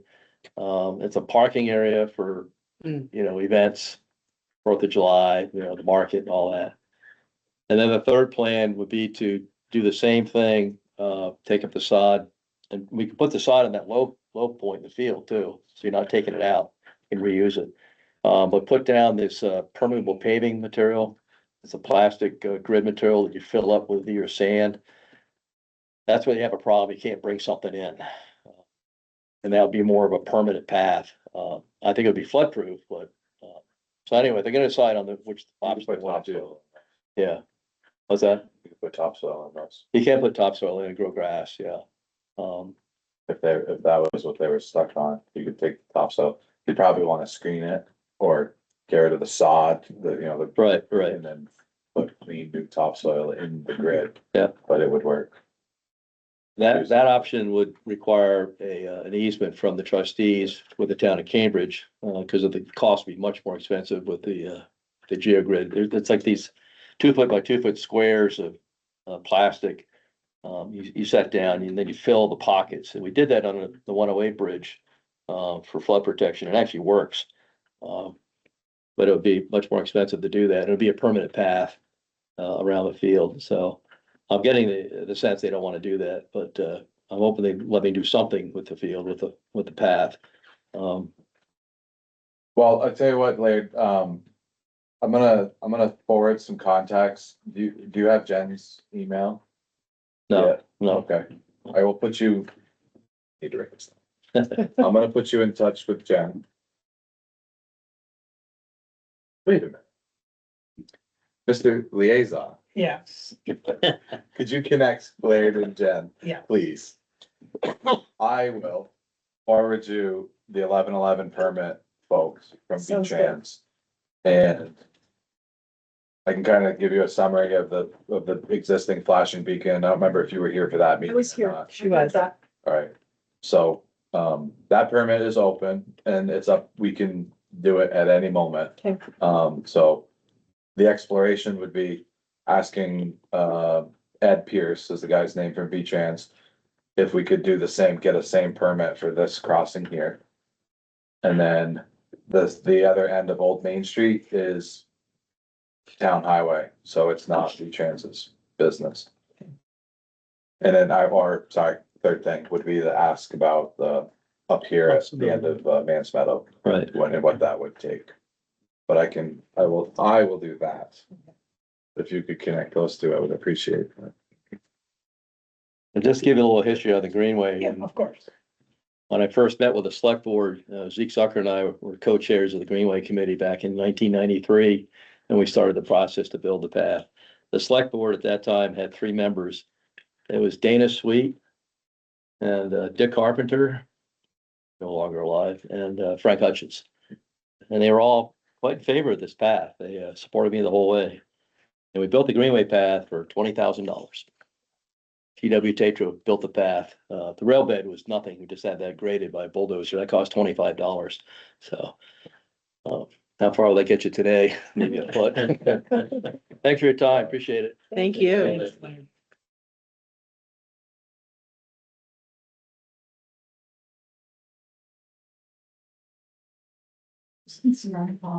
Oh. Okay. I will get that to you again. Excellent. So next, Llewellyn County Sheriff's Department. So we have two contracts here. So, this is nothing extremely new, for those new select board members and Jen. So we have two contracts with the Sheriff's Department. The first is for the 911 dispatching services. So when, you know, somebody calls 911, they were dispatched to Cambridge Fire Department and rescue and or state police or whatever, for anything in this town. So in your budget on sheet 24, under public safety, there's a line for dispatching services. That's that one. 26, 24.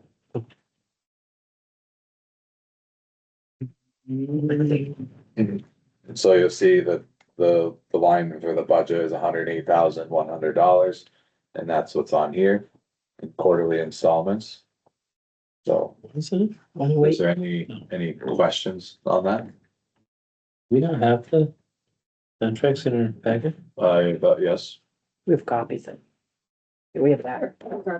Oh, but it's. No, we have. sorry, the dispatching one is in there. Yeah, just the dispatch. Yeah, sorry, the patrol one came in after the packet went out, came in yesterday, so, but it's this Okay. essentially, yeah, I wanted to do them both tonight. Gotcha. So if you want to look at it, I have it right here. Is that patrol one? Is that first or the end of the? So for dispatching. No, this that is one I for- understand. I just last Yeah. this one. Well, this is the one we're on right now, Dan. Oh, okay. I'm listening. So, this would be for July 1, 26 through June 30th, 27. Mhm. For a contract amount of $108,100 paid in quarterly installments. Would there be a motion to approve or sign the contract for dispatching services for that amount? So moved, sir. Is there a second to that? I second it. Any more discussion on this contract? All those in favor of the motion signify by saying aye. Hi. Aye. Opposed? Abstained? You hear all my ayes? Yeah, we all said aye. Okay. Oh, you did? The motion Sorry. carried. You seconded, so I thought you were an aye. So on this one here. Wow, you're so dumb. Strike that one too. Well, this one's only got 3 lines for signatures, so. That's why I was confused. Oh, that one at 5? Yeah. No. Alright, so this one is on line. Anybody can help? Oh, right below it, police contact. Yeah. So that line there is combined with VSB and the Llewellyn County Sheriff's Department. So, this one, we had asked them to do 30 hours a month for 12 months. Check that math, 360 hours a year. Times. So. 80 to 40. Times 360. $29,664. So there'd be a motion in order to approve the Llewellyn County Sheriff's Department's traffic enforcement contract for 30 hours a month at an hourly rate of $82.40 for an annual cost of $29,000 for an annual budget, $29,664. So, Is there a second to that? yes. And just to clarify, that's also from July 1, 26th, June 30th, 27th. Any more discussion on that? What do you think the VSP is gonna come in at? More than that? Yes, Yes, but we'll still be within the 70,000. yeah. They, We were, yes. And Okay. the but intent they is, do yes. 6-month increments. Oh, right, right. and I don't know if I don't believe they've gone over on any yet. no, but I'm trying to think where we're at in that cycle and why we won't have one yet. Maybe it's coming still. I don't remember when the last time we approved it was. December, It was, or it was right around, I think it was December. yeah, had to be right at the tail end of the year, I think so I too. believe. Actually, I honestly am not entirely sure. I asked Darren who the contact is for this. I haven't, he was gonna look into it. He didn't get back to me. Fun fact, Jen, Mhm. so Darren Severance is our chief of the fire department. He's an employee of Lamoille County Sheriff's Department as a dispatcher in the dispatching office. Hmm. So if you need any assistance with this, Darren's a good contact. Okay, got it. He's in charge of the dispatchers, I believe. Oh, he is? Okay. And I know he's one of the few people I can text at 4 a.m. and he'll answer me. He has to sleep, Oh, we got it. literally. But I am working on that for VSP because they kind of share. It's a little odd. The Lamoille County's been a little more responsive to traffic requests and stuff. They will, how often do they stop in? Do you know? Oh, well, I'll get you the contact. Okay. I think I was told that Michelle Archer might be our new point person. That's what Eric was saying, yeah. I do have her contact and I can send you. Okay. I can reach out and I can find out. Okay. And you can also call up to the department here. Okay. Sheriff Mark, who is always very responsive, or one of their people could let you know. Okay. Is there any further discussion on the traffic enforcement? Nope. Okay. All those in favor of the motion signify by saying aye. Aye. Aye, opposed, abstained, motion carries. Two of us are going to share a line, so I'll do really small.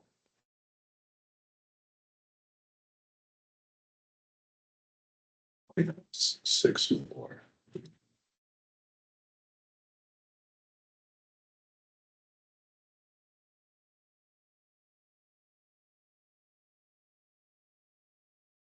I take that back, actually, Angela, because it's.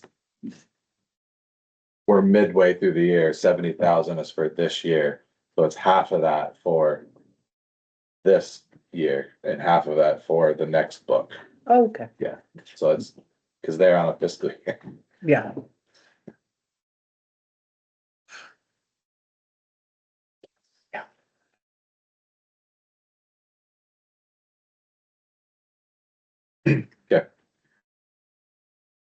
Next is winter sand quote. So in your packet. You'll have a quote from GW Tetro for the winter sand. Mhm. I bought sand there for the last couple of years, I believe. They have a good product. They're close by to the closest one around. And they were less than, I forget where Eric said the second one was, Morrisville, I believe. You can get it for $11.50 a yard, which is, I think, pretty reasonable. But this is one of those things, it's over the purchasing policy, but there's only so many people locally that, sell winter sand. And they're gonna be much cheaper than NATO's or any of the other local pits. So there'd be a motion in order to. Let me just, Sorry, so there's two prices there. Yeah. 74, 750 and 112, 125. What are they? so there's one as a delivered price and there's one if we go pick it up. Oh, okay. So we're not paying both of those. No. We choose one. Yeah. And which one do we choose? Well, we can use either. Mhm. And I would say it would be up to, Dan and, our recommendation. If we're busy with flood projects and stuff and they've got the trucks, we could bring it in. But I think we've historically hauled most of it ourselves. I thought that we had, yeah. Yeah. Okay. So they operate as an alternate, $6, no, it's a little less than $6. $5.75. The yard. It's a little expensive, let's see. My construction math. So we're budgeted for 105, so 74, 750. It's actually a pretty reasonable delivered price, honestly. Oh, even the for delivered. Belvedere. Okay. It's about $92 an hour and I'm paying 127 for a dump truck right now. Chittenden County. Fuel prices are Hmm, the preference, I think, would be to use to haul it ourselves. I think Okay. It's a good activity to do when other projects are on the down low. okay, Yeah, but by signing the proposal, it gives us a little flexibility if we get in a jam. And we're in the middle of something and we really need a pile, we can to ask. it, yeah. So, be a motion in order to, there's only one signature line. Who do we want to sign it? Danny. The motion in order to authorize Danny to sign the proposal from GW Tature Construction for the winter sand at a delivered price rate of $17.25 a yard or FOB Belvedere for $11.50 a yard. What are those two prices again? $17.25 for delivered and $11.50 FOB Belvedere.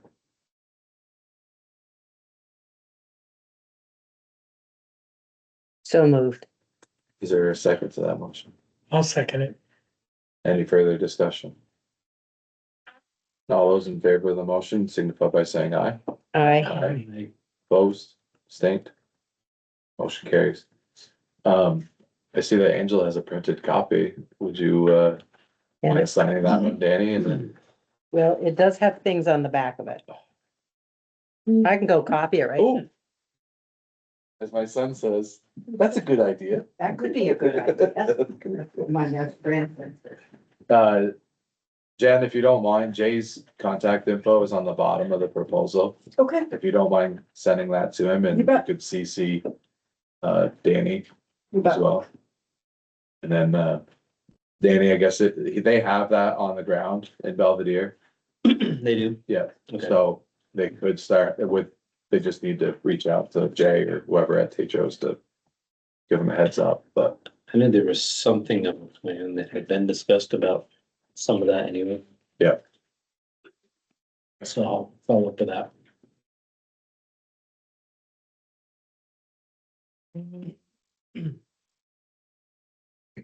old business. Excuse me. Can you have an extra pen out of there, please, Angela? I'll stop stealing yours. Got pencils. So, village beautification, the watering and play. So, Karen did get back and said that Loretta would be fine doing a 1099. I think that would be, yeah, idea. So I did talk with Jim Barlow about it. He said, okay, she needs a job description ASAP as an employee. And we talked about it and, you know, he said basically what I already kind of suspected was from a risk perspective, it'd be better if she was a subcontractor for that purposes. So, Karen said that she was willing to do a 1099. And I think that's the right move. You have her contact info. If you could, would you mind coordinating that and having her. You know, the rest of the work for that. Okay. Any thoughts, comments, objections on any of that from? Okay. If you don't mind, Donna, if you could, ask Karen to have her stop in when it's convenient for you to have her.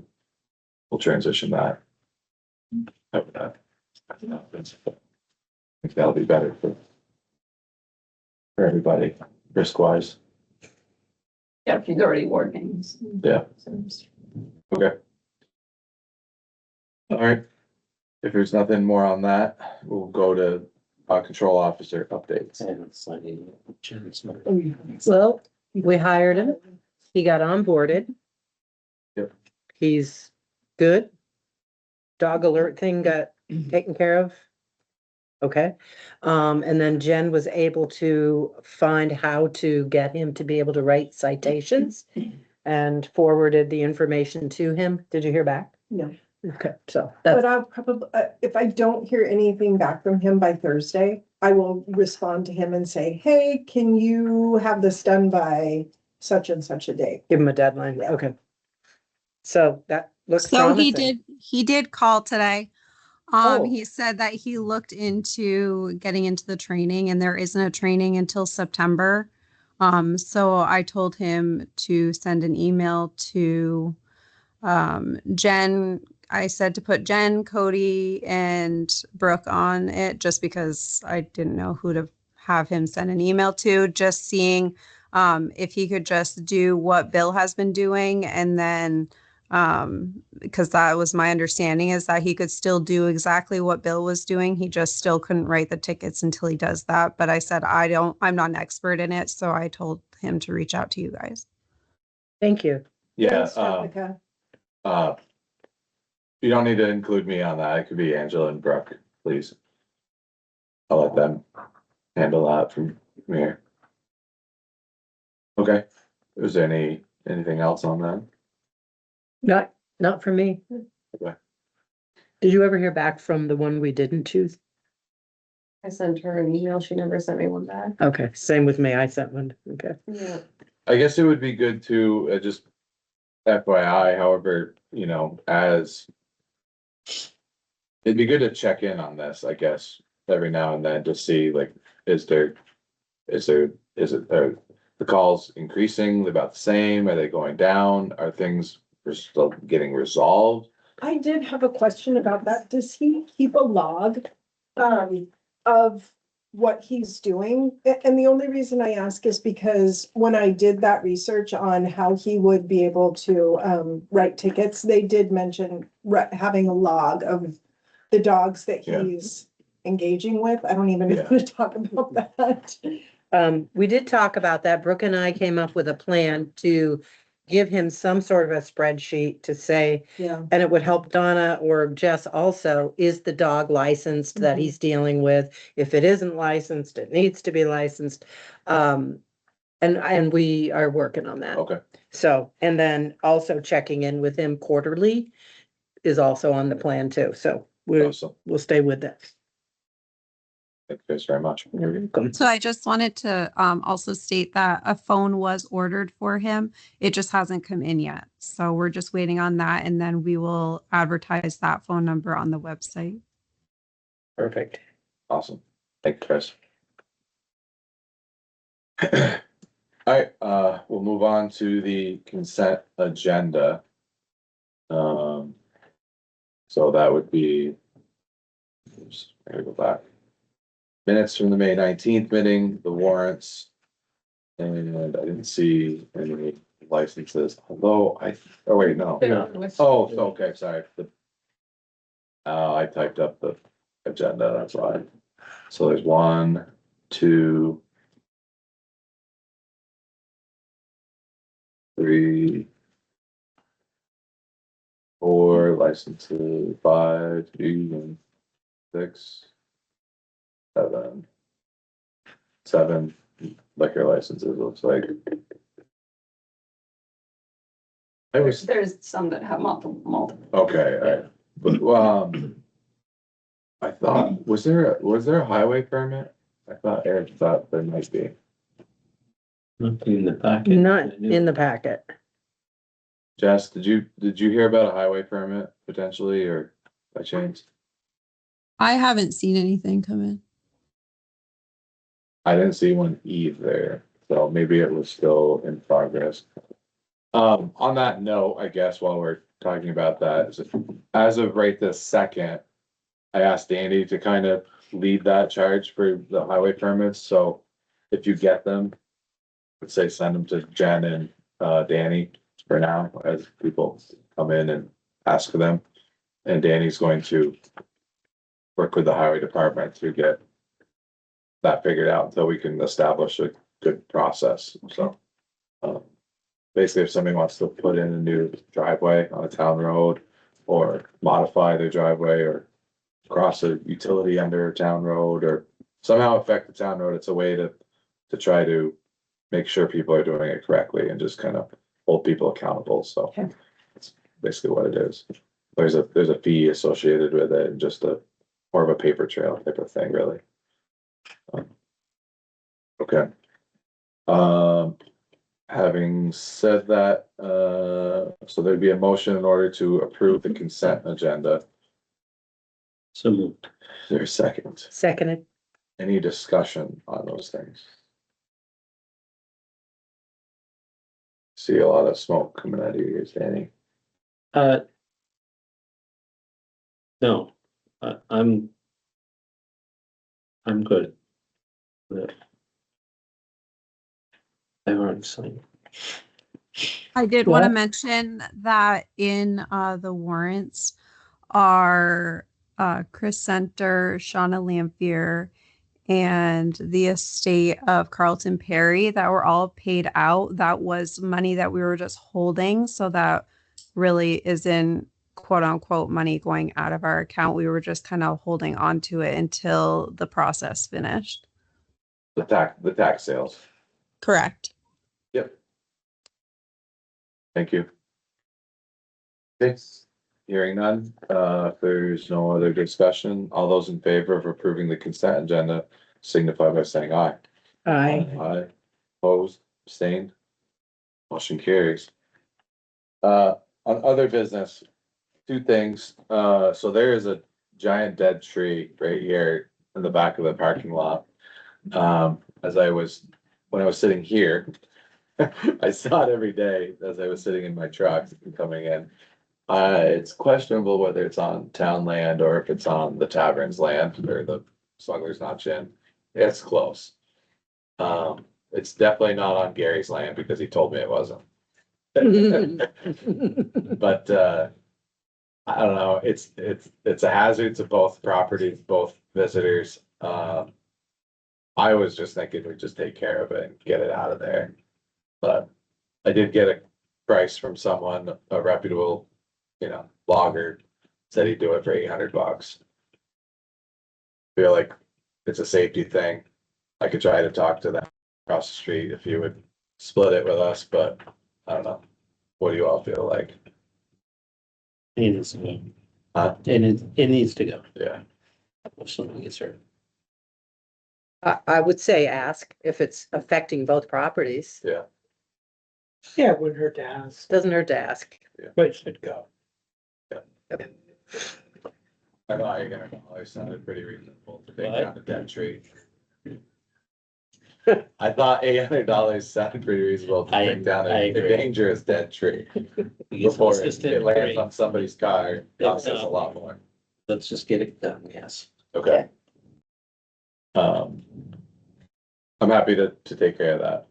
If you want. You have time? Sure. That'd be a quick text message and it'll be done. Okay. I will do that. Town Highway 14. What did you all What uncover? did you discover? A mess? It is being logged. Yeah. It's a mess right now, yes. Utilizing the existing town highway 14 to drag the logs around and do what needs to be done there. We have heard that Angela and I want it, most of it, not all of it, but most of it. I think we will probably need to reach out and let him know that got some concern in making sure that it is gonna be, what's his end result of this when it's all done? Yeah, I understand and it's a Jim state. Barlow did clarify that even though it is, it's not a used, cars aren't driving up and down it. It is still a town highway. We own the right of way. You can't just destroy a road, even if it's not, road Driven. standards road, for the. It is utilized, according to the homeowners we chatted with, a lot. Yeah. By walkers and bikers and skiers. Yeah. And And that it, wasn't just from him, I had had some phone conversation with another one as well, it was told the same thing, so. It's a handful of emails that went through. It is I mean, the road is quite long, but the section that's messed up, I don't know, how many yards do you think? Oh, Quarter of a mile, maybe? Tenth of a mile? yeah, probably half of it, what we saw. And Okay. it would probably be good to reach out to him and let him know before, if, I don't know which direction he's working, but if he's gonna keep going up before he gets to more, so he knows that this is coming. We also were told he told the homeowner we were chatting with that he's pulling out in 2 Well, in a weeks. couple of weeks, cause he's got another job. He's gotta got get to. something he has to go do, so this will not be done. But if we say, well, before you pull out, spend 1 day fixing this. Maybe, or something. Yeah. It was not a fun walk. No. You're walking on top of like giant pickup sticks. Did you guys take pictures? Can I, I have a lot. of Danny pictures, did. Yes. sorry, Jess. can I just ask a question? I'm just curious. So I'm just wondering, do we treat all class 4 roads the same? Are we like, I feel like Palimas Road has been a hot topic recently, and are we addressing the people that are touching that part of the class 4 road? Are we also making sure, it's my understanding that Mudgett connects to Bartlett Hill with a class 4? Are we making sure that that's not treacherous and still drivable? I'm just wondering, are we treating all class 4 the same? I think the short answer is yes. Ooh. What? I would have said no. Short Oh. answer is no. Well, so I guess Palimas Road, he didn't dig up the road, he cut the trees along the side of the road. They're his trees. Yes, they're within the town's right of way, but they're his trees. I don't, to my knowledge, I guess, maybe I haven't been up there in a year. But to me, it didn't affect the travel way. Mm. He made a mess, I'm not gonna lie, But he made a mess on his own on property. his own property Yeah. off the edge of the road. So I don't think it's quite the same thing. I didn't see what you guys saw, but he didn't mess up the road that I know of. I guess my answer, Jess, would be this. There's probably a lot of class 4 roads that nobody walks on and nobody utilizes, so we're not concerned about those.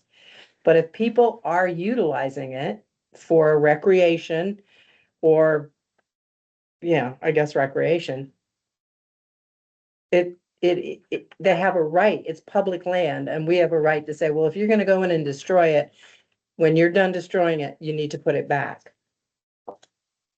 One thing I didn't really think about was, I mean, off of Pratt Road, there is a class 4 road that was mentioned Mm-hmm, that is essentially being used as driveway, mm-hmm, and it's really not. It's the town's road mm-hmm, to his house. mm-hmm. It does give me a little pause on whether that's right or not. Because, I don't know, Well, cause he's obviously, well, I guess it's not obvious, but he's likely done stuff to that road. I don't think he's destroyed it, cause it goes to his own house. But if he were to, put a berm up or whatever, by the letter of the law, that's not technically allowed. But nobody's driving, through it because physically can't right now. right, But we also, as of right this today, it's not like anybody here in this town. We didn't make that road the way it was. It's kind of gotten to that point over the last 100 years. So I don't think we're doing anything to improve it, but we're not doing anything to destroy it either. right, but if that town highway was a town highway and then somebody built a house off it, is it our job to maintain it to his driveway We are not required to maintain a class 4 road. at period. all? So Yeah. then he has the option, since there is a home he's bought on it, okay, he'd like to drive his car to his house. If you wanna look into some really messed up legal issues I in don't. this state, I don't, class but four thank you. highways is a thing. Oh, I'm A sure. lot of towns. I'm A sure. lot of towns. Even ask the lieutenant governor how it's going for him up in Glover, because there's a mess up there over a class 4 road.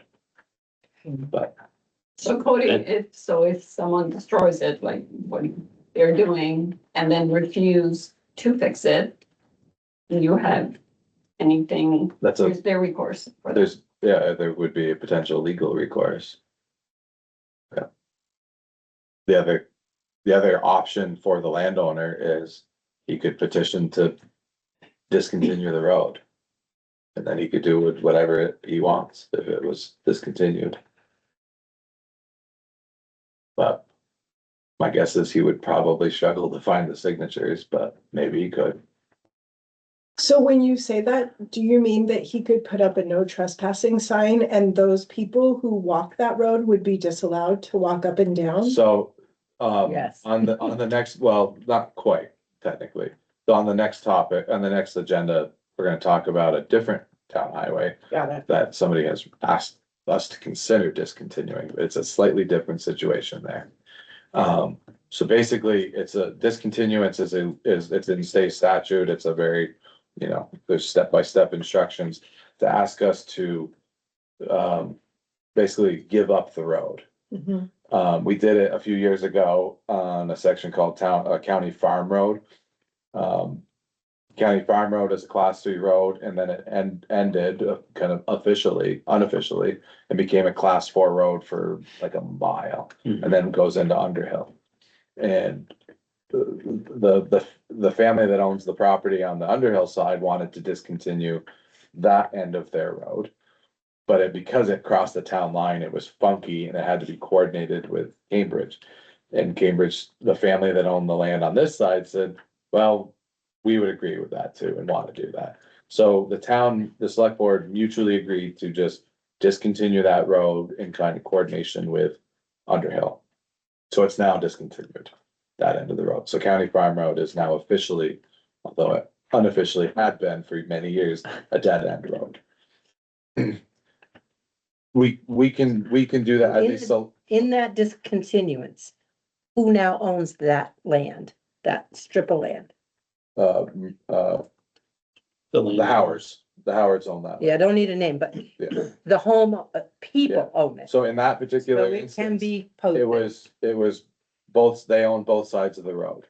So and they were this only landowner, Yeah. so that's theirs. Well, that would be the case with Dougie too. He owns both sides of that road. Well, to a point, because it goes up and over, and then there's other landowners. Right, but where he's working, Yeah. it's gonna be a fight.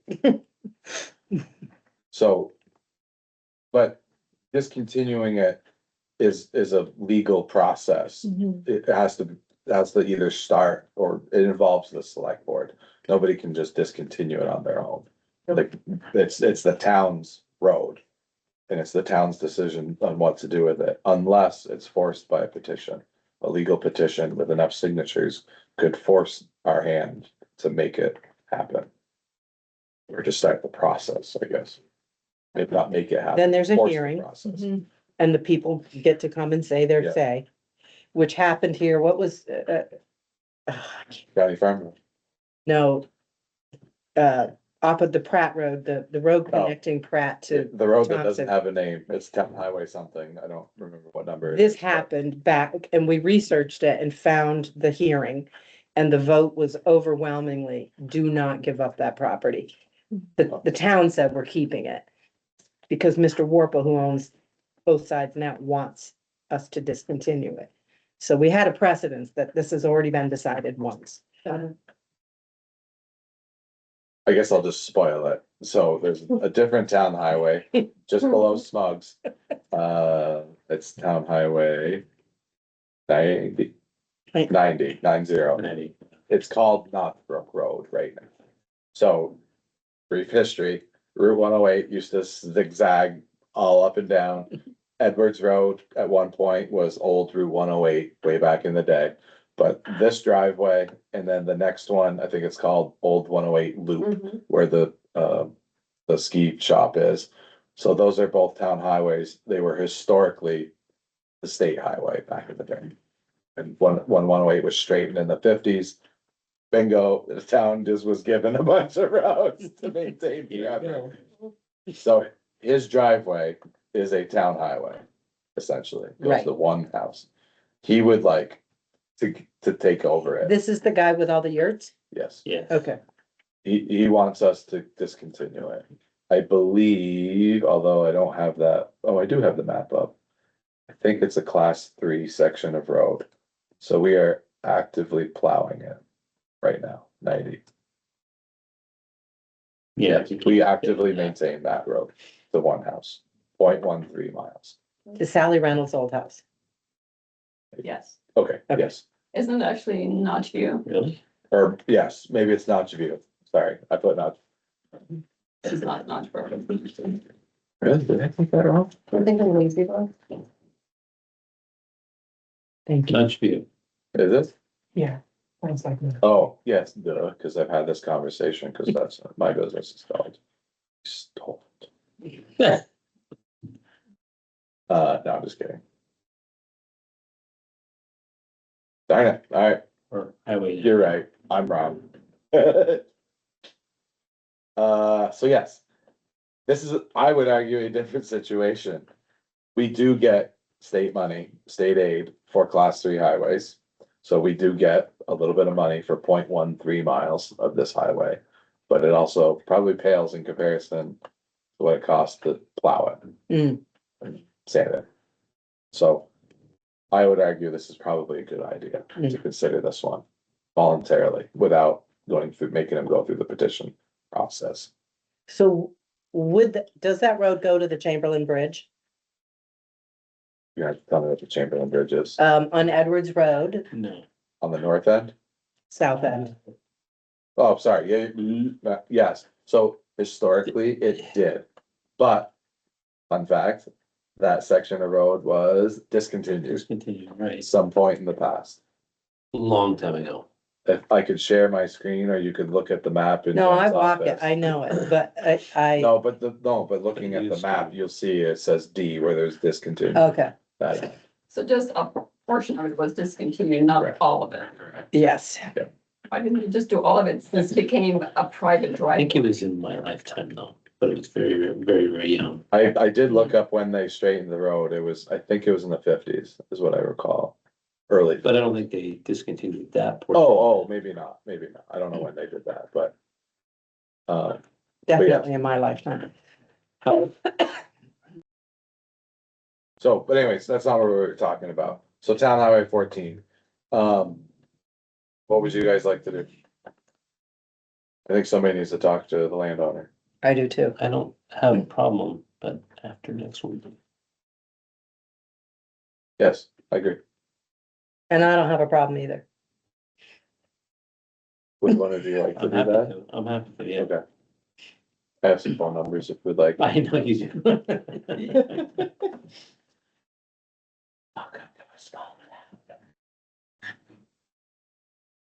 Okay, I will do that. I'll get that Thanks, to you. Danny.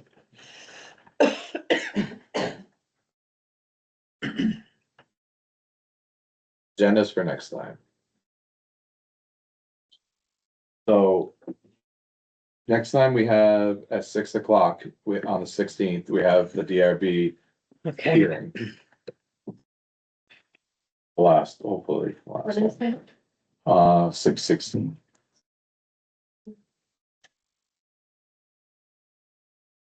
Today.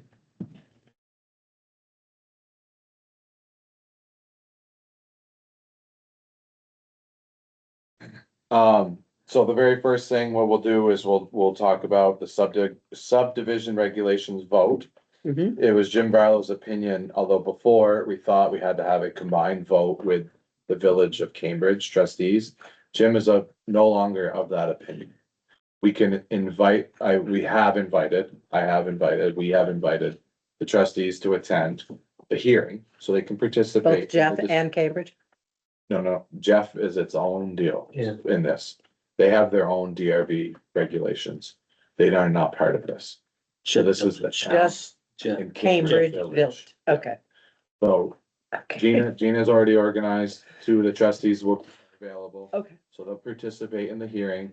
They can comment and like any other regular people. But Jim would like to firmly establish this process in Cambridge, which matches state statute or previous law, whatever, that this is the way it needs to proceed, even though it's not necessarily how it's been done in the past, but this is the way we're gonna do it moving Okay. forward. This is the way. So the select board will just vote. Is this like, I didn't. Sorry. So we're gonna have that vote. If we all feel good about what the changes that were made 2 times ago and vote yes on that update, so. And then they'll move forward, you know, there's a process after that that'll happen, so. Darren was not available for this meeting for the fire department, but there's a couple topics to talk about. There's the lease at the town pit for their training facility. Yep. The fire pond at the business park does need some TLC. It's not an urgent matter that needs to be done immediately, but it's something that we should discuss as who's responsible for the maintenance of the fire pond. Just to discuss, basically like mowing the brush, because it's a forest is growing up around the pond now. And And then is the forest pond where they pull water? it's the fire pond at the business park, yeah. So there's a dry hydrant that hooks to the pond. So if anybody's house burns in that area, Oh, okay. It's specifically for those local houses, yeah, in buildings. my neighborhood, Gotcha. be a little sensitive. I don't know where this is. In that case, I'm just gonna The dig business dig park? inside of the pond. The business park. The John H. Putnam Memorial Drive. Going up Route 15 on the right. Yes, it doesn't look like a business park to me. It Oh, looks okay. like a driveway. I've driven down it and I don't see too many businesses. Did you see the pond? Nope. Okay. Came from the road. Oh, thank you, Danny. Anyway, Many so. times you've been up and down Route 15 for 39. No, I went down in there looking like, what the hell is this business? The third topic is they had an issue with some air handlers in the fire station and it was not in their budget to fix them. It was I don't remember, it was a fairly expensive issue. But he wants to ask if that's something we could take out of the town's building fund to pay for it. For discussion on that. Okay, I think the work is already taking place, but I can't remember. But that was another request. I'd like to consider at least talking about the engine one thing, because I think they created a committee to start it, I think. Yeah, a year in advance. Yeah. I think it'd be good to at least touch base about it and just put it Sure. out there. start thinking. I put a line in here about public fund accounts. This is either public fund accounts and or cemetery. Yeah, let's make sure cemetery gets on there. I wasn't sure by the email whether it was at a select board meeting or if there was a meeting offline to talk about it first before. Yeah, they're handling their end of it, but they want to be part of Okay, our end of it. okay. So on the,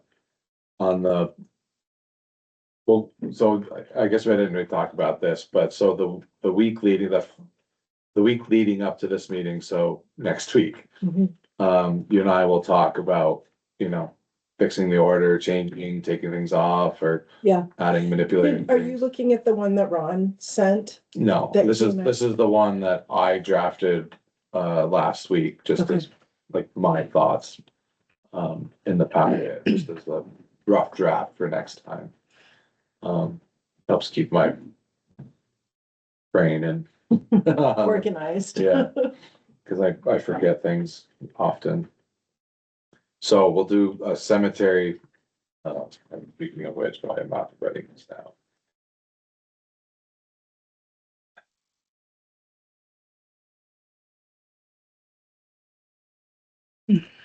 Then,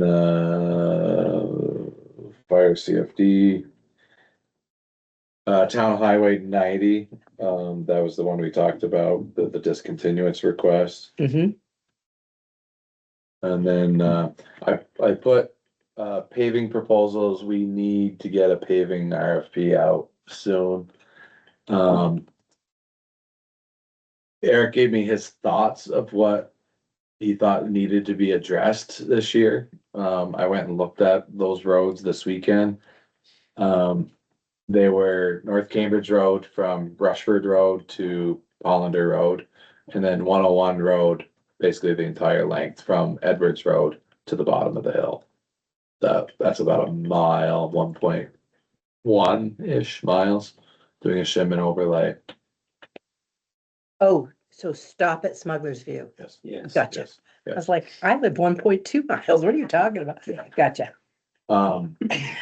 Just rough numbers, the 1.1, we have 200,000 in the budget right now for paving. Shim overlay, just rough budget. I was thinking that's probably like 150,000-ish to do 101 alone, Mhm. which doesn't leave a ton of room for North Cambridge Road. However, North Cambridge Road, in my opinion, looks about the same from one end to the other. I don't know if Danny, if you agree with this, but I guess I didn't really notice that it was substantially worse at the far end. The far end, no, I think it's more just the hill Yeah. now. Of course, I don't drive North Cambridge Road all that often. And I haven't been out there for a few weeks. What I was thinking was though, because that road was not paved all that long ago, relatively speaking. I'd kind of like the guys to go out and do some cores out on that road to see how thick the pavement is. Every, I don't know, quarter mile, half mile or something. Go out there with a core drill down in the road, middle of the lane. See how thick it is, patch it back in with some asphalt.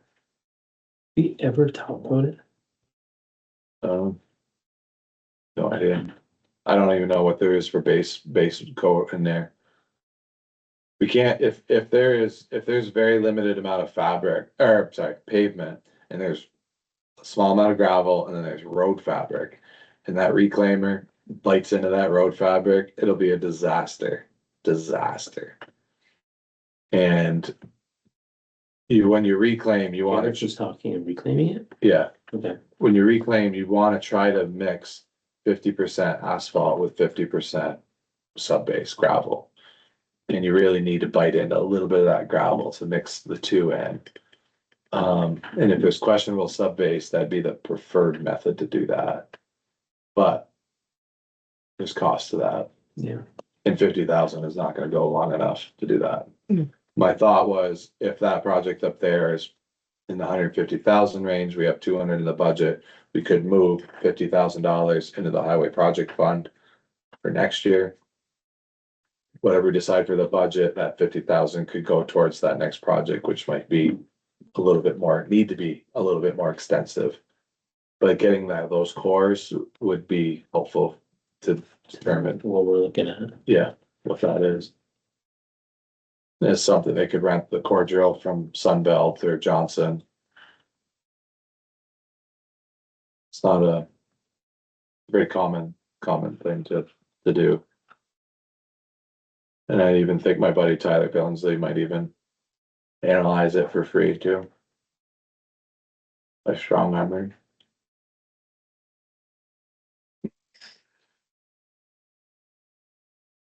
That could be a pretty good and easy rainy day mission too, if they have,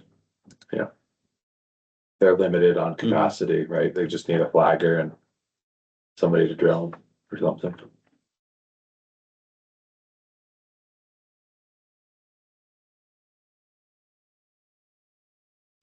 But Jen, if you, I don't know if you've had time to look where that, I did.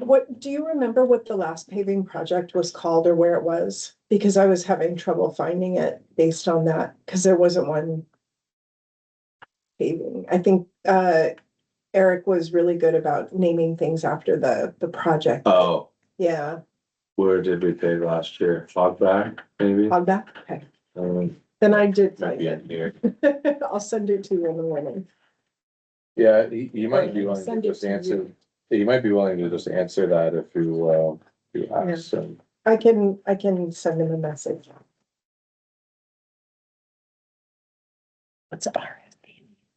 request for proposal. Okay, thank you.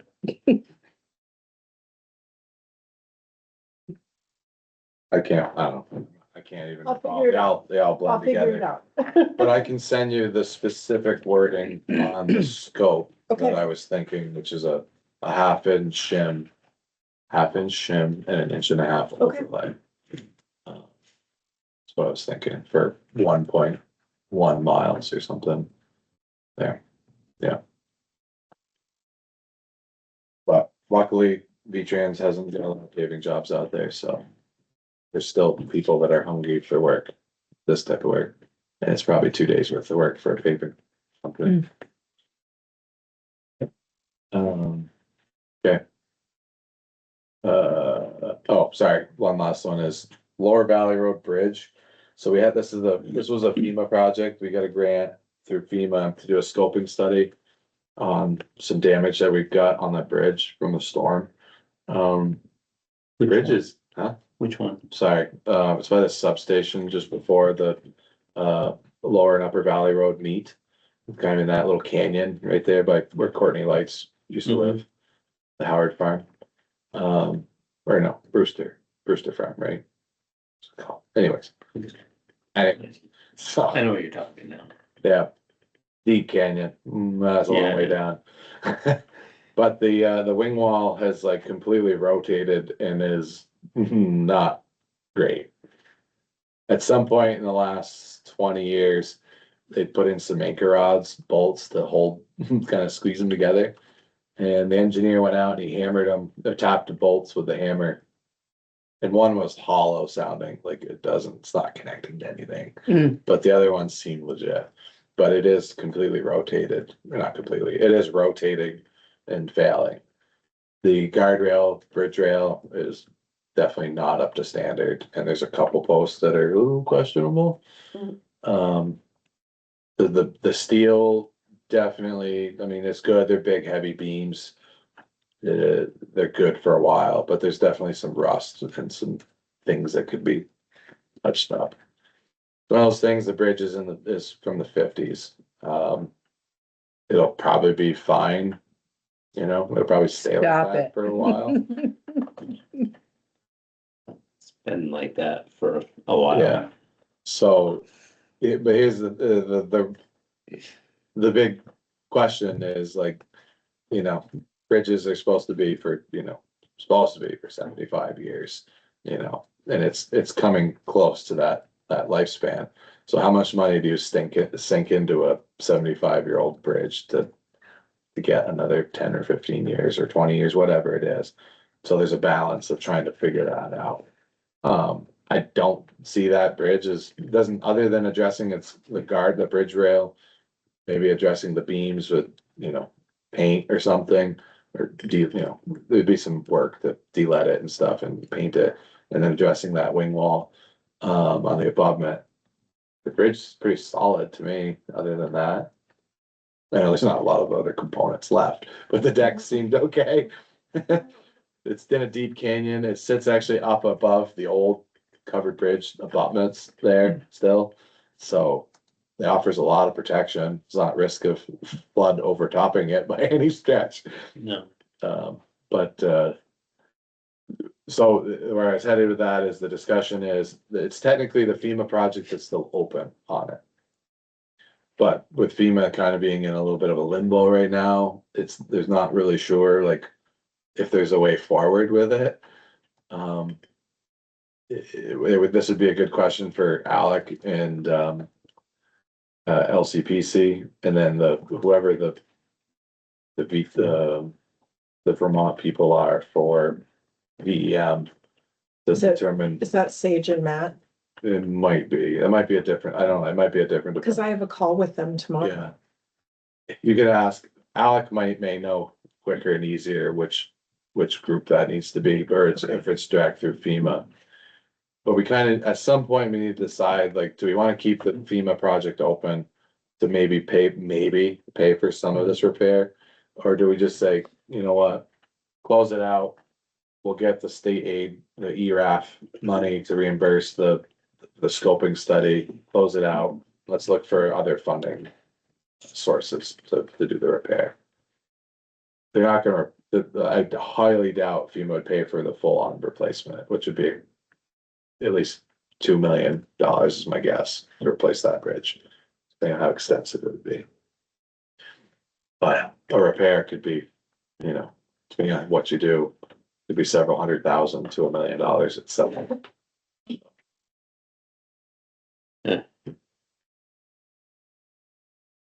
Well, I guess we would have to know if that FEMA, what the FEMA money looked like. Yeah, I can follow up on that. Thank you.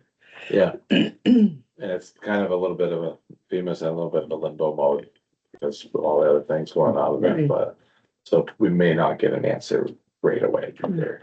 But I don't think, it's not a risk of falling down tomorrow. Should say that. No collapse.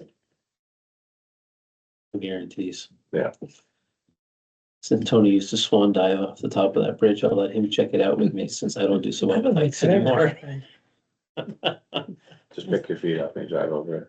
There you go, there you go. Don't listen to me. So that bridge thing doesn't, that's could get pushed. That doesn't have to be next week. I was just trying to put some things on there. There was a couple other topics tonight about possibly getting added. The Lot. I would be fine with waiting to one more meeting to get the results. I think, I don't know. Sounded like they were okay with Yeah, it too. I think that would be fine. Likely something else is going to come up anyways, so, Likely. yeah. Ron and I. Oh, that's right, Yeah, yes. Ron and I had a 90-minute meeting today and we worked on the select board packet and what that might look like if we refined it a bit to make it easier for you and just kind of front loading you with more research on it and making sure that we had our follow-up, old business, that kind of a thing, and just organizing it in a way that you could be more impactful in the work that you're doing.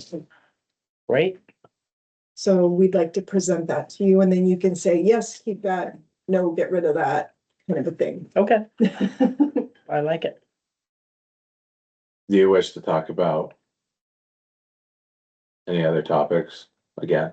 Well, the liaison for the TA, I wrote a note looking back through our minutes. Is that something we want to pursue? Well, I kind of asked if Tony would help with that process. God, yes, I forgot that. Yep, thank you.